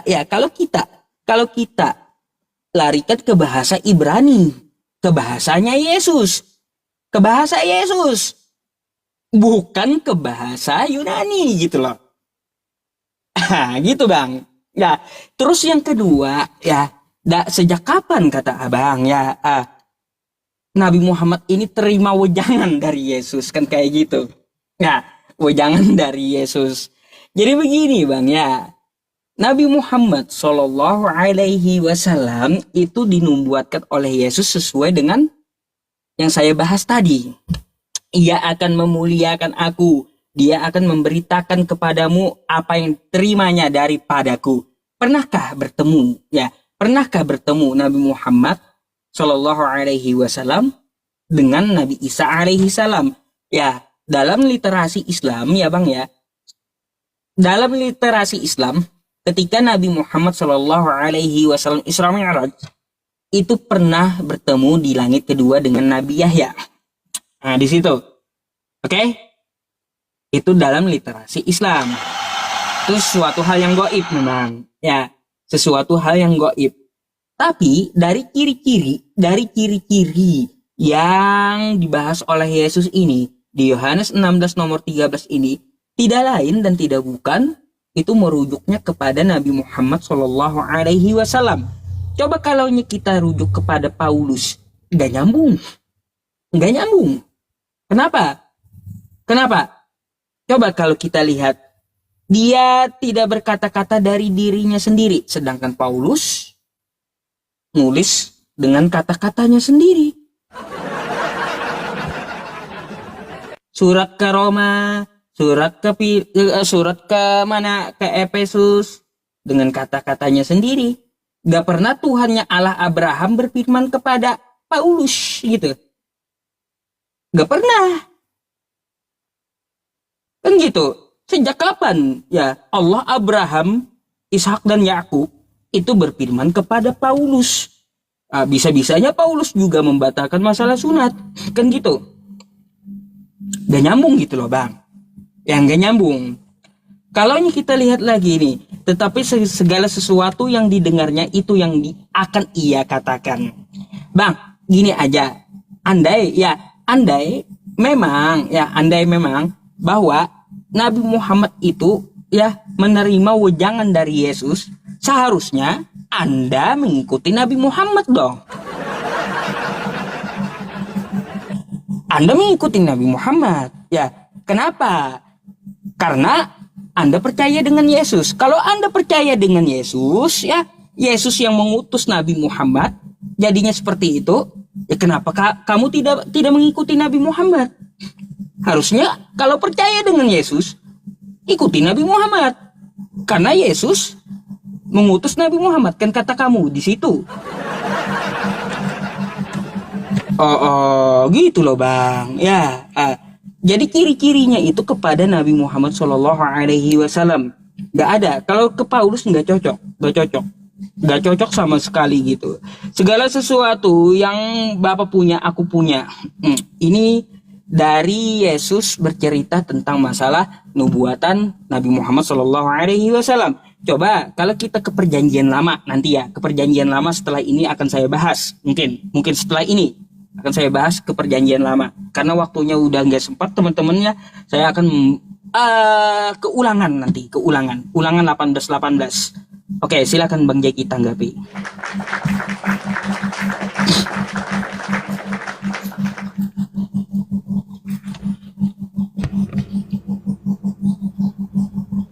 Itu suara apa ya Ustaz? AC mungkin. Oh ya.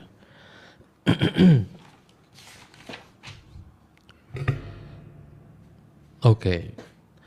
Ya, saya tidak ada mengatakan bahwa di dalam Yohanes pasalnya yang ke-16 tadi itu lagi berbicara nabinya Abang. Kenapa bahasa Yunani? Ya karena orang-orang pada saat itu juga berbahasa Yunani. Dalam bahasa internasionalnya. Mereka berbahasa Aramaik dalam keseharian. Mereka berbahasa Ibrani dalam liturgi. Itu yang perlu kita ketahui, ya, sehingga iman kita, keyakinan kita itu sesuai dengan perkembangan sejarah waktu itu. Yang bingung ketika semua Musa dan segala macam tiba-tiba jadi bahasa Arab itu loh, Ustaz. Ya, kalau kita mau menggunakan logika yang sama. Nah, justru ya membuktikan Injil ditulis, tulisan Rasul Paulus ditulis dalam bahasa Yunani, itu mau menjelaskan memang kondisi saat itu bahwa bahasa Yunani menjadi bahasa internasional. ya, bahasa internasional. Maka semua hampir ilmu mologi, biologi itu dari Yunani. Ya, karena di sana terkenal dengan pemikir-pemikirnya. Ya, itu dia. Kita mau belajar teori apa di kampus sekarang yang tidak pakai istilah bahasa Yunani? Nggak ada. Ya kan? Karena mereka memang terkenal dengan orang yang sangat realistis, ya, menggunakan logisnya, teman-teman.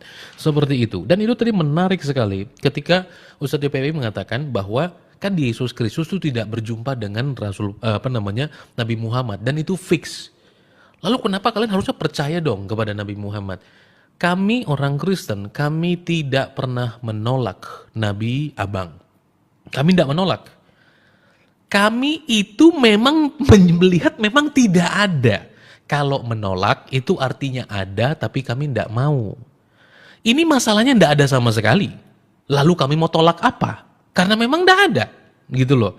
Nah, dikatakan ia akan memuliakan aku sebab ia memberitakan kepadamu yang dia terima daripadaku.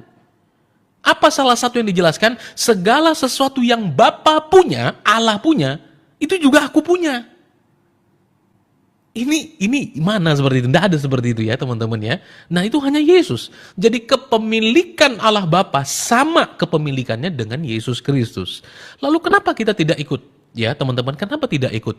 Karena ya teman-teman mohon maaf. Karena Tuhan Yesus, baik juga rasulnya sendiri, murid Tuhan Yesus sendiri, sudah menjelaskan ciri-ciri daripada nabi palsu. Mohon maaf.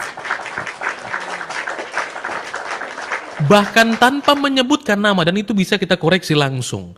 Yang pertama, kenapa itu pertanyaan menarik tadi? Kenapa tidak ikut? Ya kan, Nabi kami. Tuhan Yesus sudah mengatakan, ya, yang pertama di dalam Matius 22 ayat 29. Alkitab sudah mengatakan, Yesus Kristus sendiri berkata, kamu sesat sebab pada hari kebangkitan orang tidak kawin dan tidak dikawinkan. Dan itu dikatakan sesat. Ya, dan itu dikatakan sesat.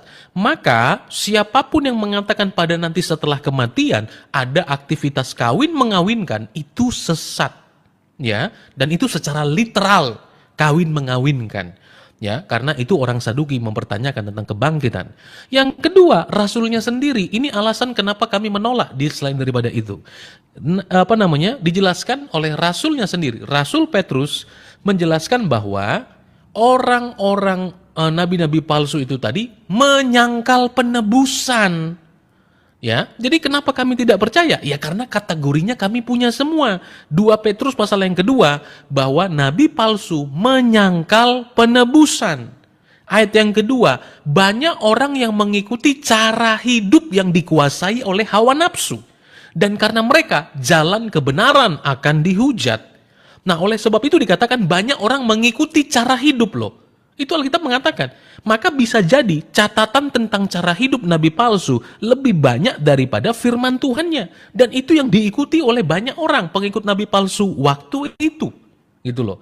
Nah, sehingga teman-teman sekalian ini menggambarkan kepada kami sebagai orang percaya mengapa kami menolak itu semua. Karena Alkitab telah menyatakan kategori itu kepada kami semua.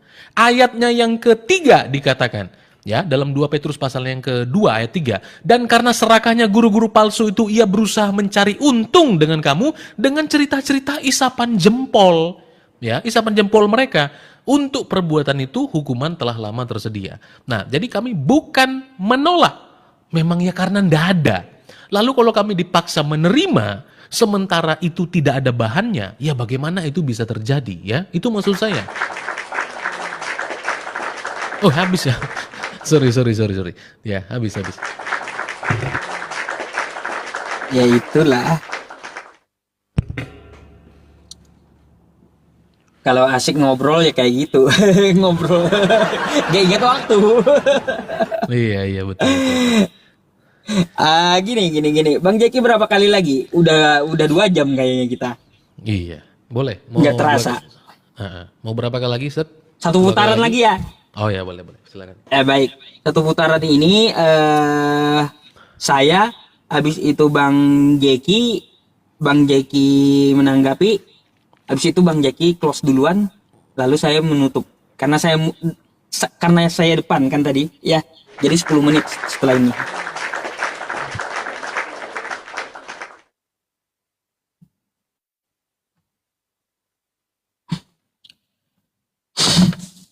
Oke ya teman-teman semuanya. Ya kita tidak juga memaksakan ya kawan-kawan, tidak memaksakan harus ada nama Nabi Muhammad di dalam kitab Bang Jeki. Karena kan Al-Quran sebagai tolak ukur. Kan tadi sebagai tolak ukur. Inna hadza lafis suhufil ula. Sesungguhnya Al-Quran ini adalah kitab yang utama. Suhufi Ibrahim wa Musa.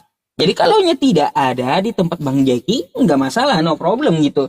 Berarti menandakan bahwa jika tidak ada nubuatan Nabi Muhammad SAW di dalam kitab Anda, menandakan kitab Anda bukan dari Tuhan. Nah, gitu. Itu Bang Jeki. Yang pertama tanggapan saya seperti itu. Terus untuk masalah yang lainnya, yang Bang Jeki, saat itu katanya bahasa internasionalnya adalah Yunani, kan kayak gitu. Makanya dilarikan ke Yunani. Loh, coba satu saja saya minta, di mana ada Yesus mengatakan dengan berbahasa Yunani. Apakah Yesus ada pernah ngomong dengan bahasa Yunani? Gitu. Itu saya nggak ketemu. Mungkin Bang Jeki ada gitu. Pernahkah Yesus ngomong dengan bahasa Yunani? Kok Bang Jeki ngototnya ke Yunani gitu loh.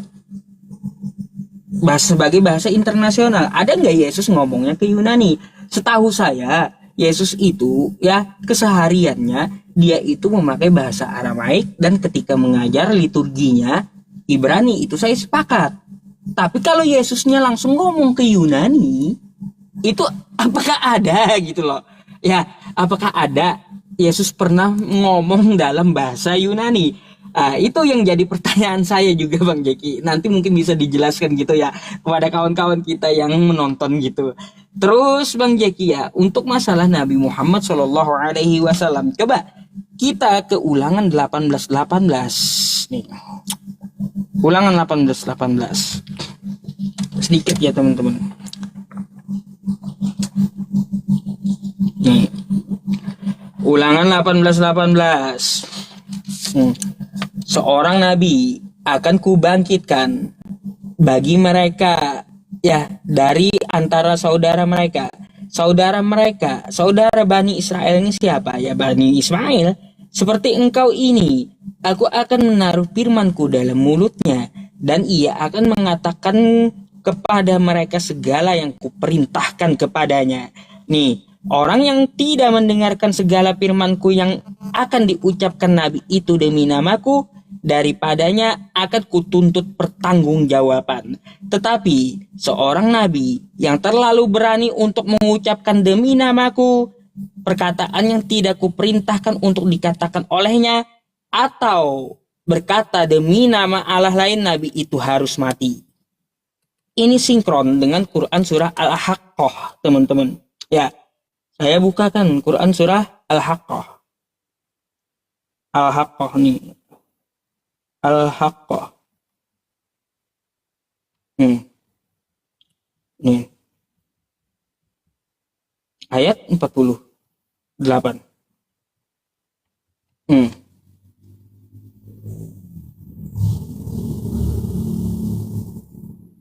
Bentar ya. Quran surah Al-Haqqah. Nih. Innahu laqaulu rasulin karim. Sesungguhnya Al-Quran itu adalah benar-benar wahyu Allah yang diturunkannya kepada Rasul yang mulia. Wa ma huwa biqauli syair qalilam ma tu'minun. Dan Al-Quran itu bukanlah perkataan seorang penyair. Sedikit sekali kamu beriman kepadanya. Wala biqauli kahin qalilam ma tadzakkarun. Dan bukan pula perkataan tukang tenung. Sedikit sekali kamu mengambil pelajaran darinya. Tanzilum mir rabbil alamin. Ia adalah wahyu yang diturunkan dari Tuhan semesta alam. Walau taqawwala alaina ba'dal aqawil. Seandainya dia Muhammad mengada-adakan sebagian atas perkataan nama kami. Ya, seperti di ulangan tadi. La akhadna minhu bil yamin. Niscaya benar-benar kami pegang dia dengan pada tangan kanannya, tsumma laqata'na minhul watin. kemudian benar-benar kami potong urat jantungnya. Jadi ya, fa'ama minkum min ahadin anhu hajijin, maka sekali-kali tidak ada seorang pun dari kamu yang dapat menghalangi kami dari pemotongan nadi tersebut. Ya, jadi ya, yang dinubuatkan di Ulangan 18:18 ya, apabila Nabi itu diperintahkan, habis waktunya. Bang Jeki, sorry ya. Aman. Aduh. Atau mau sedikit lagi? Boleh. Sedikit ya. Nah, habiskan boleh. Nih ya. Jadi dihabiskan nih ya. Jadi Nabi yang dimaksud adalah apabila Nabi itu berkata-kata dengan nama Allah lain, Nabi itu harus mati saat itu juga. Makanya dalam Quran surah Al-Haqqah ya, cuma laqata'na minhul watin, kemudian benar-benar kami potong urat jantungnya, harus mati gitu. Oke, terima kasih Bang Jeki.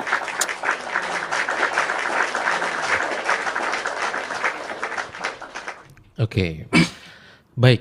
Yang pertama tadi Ustadz YPI membawa di dalam Ulangan 18 ayat 18 ya teman-teman. Ini memang adalah sebuah narasi yang sering dibawa. Dan kalau kita mau bantah itu sebenarnya sudah sangat jelas sekali ya kalau kita kembali kepada teks aslinya. Ya, kata nama Allah lain di sana itu merujuk kepada nama siapa. Kan begitu ya. Dalam konteks ayat yang ke-15, ayat ini tidak boleh dipisahkan dari Ulangan 18 ayat 15 yang menyatakan seorang nabi di tengah-tengahmu dari antara saudara-saudaramu. Nah, itu sama seperti aku dikatakan dalam kitab Ulangan ayatnya yang ke-15 tadi, 18 ayat 15. Kata di tengah-tengahmu menegaskan bahwa nabi tersebut harus muncul dari tengah-tengah bangsa Israel sendiri. Ya, definisi saudara dalam kitab Ulangan itu secara konsisten merujuk pada sesama suku Israel. Contohnya Ulangan 17 ayat 15. Aturan memilih raja menyebutkan haruslah engkau mengangkat raja dari antara saudara-saudaramu. Bukan orang asing yang bukan saudaramu. Jadi jelas tuh sukunya. Ya, karena misalnya dalam hal ini Nabi Muhammad tuh berasal dari bangsa Arab. Ya, keturunan yang bukan dari 12 suku bangsa Israel. Ya, kemudian bahwa bernubuat dalam nama Tuhan tuh huruf besar semua di sana tuh, yakni merujuk kepada Yod He Vav He. Ya, nah dan itu bukan nama Tuhan yang diyakini oleh teman-teman dari Lintas Iman. Ya, nah harus berbicara yaitu nama Yod He Vav He di sana dikatakan. Ya, nah jadi dalam konteks ini nabi yang diyakini oleh Bang Yusuf PI ya itu kan bukan menyampaikan dalam nama itu. Ya, bukan menyampaikan dalam nama itu tapi dari nama sesuatu yang lain. Kemudian kriteria yang sama seperti Musa ya, yakni mengenal Tuhan secara langsung. Ya kan? Nah, Musa berhadapan muka dengan muka ya secara langsung. Ya, disebutkan di sana teman-teman sekalian ya. Nah, bahwa sementara dalam teologi Islam itu Nabi Muhammad tidak pernah berbicara langsung dengan Allah. Ya. Nah, itu sejauh yang saya ketahui. Kemudian mujizat publik yang dahsyat. Apakah itu dilakukan? Musa diutus dengan tanda-tanda ajaib dan mujizat yang besar di mata seluruh bangsa Israel. Sebaliknya, mujizat utama dari nabi yang diyakini oleh teman-teman Islam itu adalah Al-Qur'an. Ya, nah maka itu bukan mujizat fisik depan publik yang misalnya membelah lautan, ya, mendatangkan membelah lautan dan kemudian membuat matahari berhenti misalnya. Nah itu kan tidak pernah dicatat. Nah seperti itu. Nah jadi itu sesuatu yang sangat berbeda sekali teman-teman sekalian ya. Nah sebelum saya closing, oleh sebab itu bahwa kenapa tadi juga disebutkan ya sebagai pertanyaan oleh Ustadz Yusuf PI, kita sampaikan bukti aja ya teman-teman di sini. Bahwa kenapa dalam konteks itu Yesus disebutkan dan dicatat oleh kitab Injil itu di dalam bahasa Yunani semuanya. Ya kan? Nah tadi saya sudah menjelaskan beberapa alasan. Dan kalau kita bicara tentang faktor sejarah ya, nah efek daripada Helenisme dari Alexander Agung itu tahun penaklukan militer tahun 332 Masehi, itu 3 abad sebelum Yesus lahir, Alexander Agung dari Makedonia menaklukkan seluruh wilayah Timur Tengah, termasuk Israel dan Palestina. Nah, maka kebijakan yang ditekankan di sana dalam kebudayaan Alexander itu menerapkan Helenisasi, yakni mereka memaksa semua budaya, administrasi, ya bahasa Yunani ke seluruh wilayah jajahannya. Termasuk waktu itu adalah wilayah Palestina, wilayah Israel, dan wilayah beberapa Timur Tengah lainnya yang dikuasai. Ya, nah kemudian lembaga-lembaga pendidikan di kota-kota sekitar Galilea, Yudea itu dibangun sebuah pusat olahraga, sekolah, dan itu penekanannya kuat sekali dengan Helenismenya. Ya, kemudian sosiolog dan linguistik. Nah, ini dia. Jadi semua diwajibkan berbahasa Yunani. Ya, Yunani. Pada abad 1 Masehi, ya, Yunani Koine memiliki beberapa kesamaan dengan Inggris hari ini, bahasa Inggris sebagai bahasa internasionalnya. Ya, nah ada bahasa Aram sehari-hari, bahasa Ibrani dalam liturgi, bahasa Latin sebagai resmi administrasi, dan bahasa Yunani untuk bisnis internasional perdagangan. Itulah sebabnya Injil ditulis sebagai waktu itu jelaskan itu pengertian secara internasional untuk diketahui. Oke, saya langsung kepada closing ya. Closing ya. Oke. Mana cara kirimnya? Baik, teman-teman. Saya langsung kepada closing. Tadi kalau kita mau ke prasasti, saya bisa sampaikan juga. Ya, kalau kita mau ke prasasti. Nah, teman-teman sekalian, karena konteksnya tadi berbicara kepada Rasul Paulus dan juga Nabi Muhammad dalam konteks ini ya. Sekali lagi, saya berterima kasih kepada teman-teman yang di sana dan kepada Ustadz Yusuf PI yang sama-sama kita menyepakati diskusi ini. Dan saya harap ini juga bukan menjadi yang terakhir, tapi bisa terus kita berbicara, menyatakan tentang iman kita. Nah, teman-teman sekalian, bahwa Rasul Paulus dalam sudut pandang iman Kristen, tidak ada alasan bagi dia untuk mengikuti Yesus demi zona hidup nyaman. Tidak ada satupun alasan. Kalau seseorang itu bisa meninggalkan misalnya kekayaannya, harta bendanya, apa segala yang dia miliki, teman-teman, untuk mengikuti sesuatu yang lain, maka sesuatu yang lain itu pasti lebih berharga. Nah, persoalannya Rasul Paulus ini bukan dari orang miskin di pinggir jalan. Dia bukan dari orang yang tidak punya kemampuan intelektual. Dia posisinya adalah bagian daripada anggota Sanhedrin. Dia dari seorang yang mazhabnya itu keras, yakni Farisi. Tapi lalu kenapa orang seperti ini yang punya jabatan, punya kedudukan, dihormati, disegani, dididik oleh guru besar Gamaliel, bisa percaya pada Yesus? Itu ngejomplang banget. Kalau kita berpikir dari sudut pandang manusia, itu ngejomplang banget. Dia belum pernah mengalami penderitaan fisik seperti itu.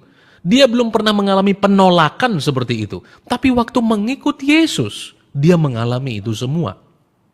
Maka dari puncak segala tulisan Rasul Paulus, dia membuat sebuah kesimpulan seperti ini. Yakni, yang ku kehendaki ialah mengenal dia dan kuasa kebangkitannya, di mana bahwa dia telah dipersatukan di dalam penderitaannya dan dipersatukan di dalam kematian dan kebangkitan Yesus Kristus. Hanya itu yang dia inginkan. Karena sungguh-sungguh Rasul Paulus ini bukan orang tidak ngerti tentang Taurat. Dia bukan orang yang tidak ngerti tentang hukum-hukum. Dia sangat mengerti. Dia sangat paham dengan kemampuan intelektual yang dia miliki. Lalu mengapa orang seperti ini bisa percaya pada Tuhan Yesus? Kalau bukan oleh karena kemurahan dan anugerah Tuhan, itu tidak bisa terjadi. Tidak bisa. Maka setelah dia menerima Yesus Kristus, hidup dalam pertobatan 180%, ya, 180 derajat maksud saya, berbeda ya dari kehidupannya yang lama. Maka dia katakan dalam tulisannya, semua yang dahulu dia anggap kebanggaan itu sampah semua. Setelah dia menjadi rasul yang tadinya dia membunuh orang karena yang dia anggap kebenaran, setelah dia bertobat dia tidak lakukan itu. Dia bukan orang yang tadinya baik-baik, setelah ngaku rasul jadi jahat.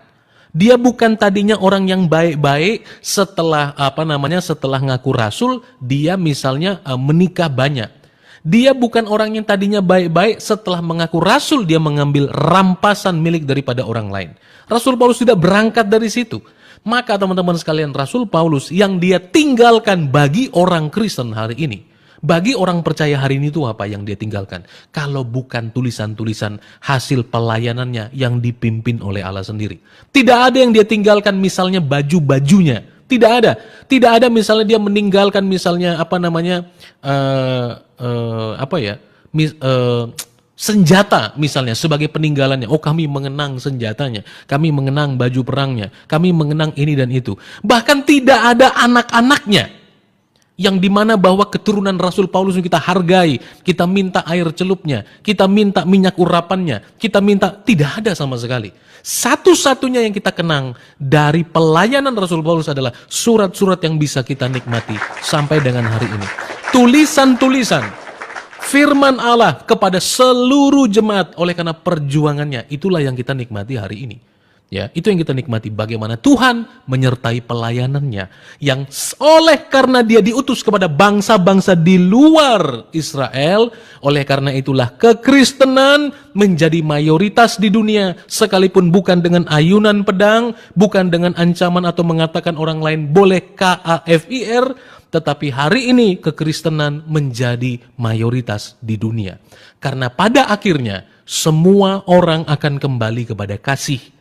Semua orang akan kembali melihat anugerah dan kasih karunia Allah di dalam kehidupan kita. Itu yang dibutuhkan oleh semua orang.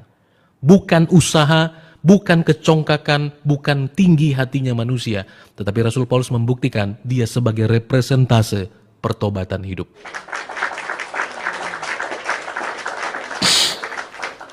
Silakan.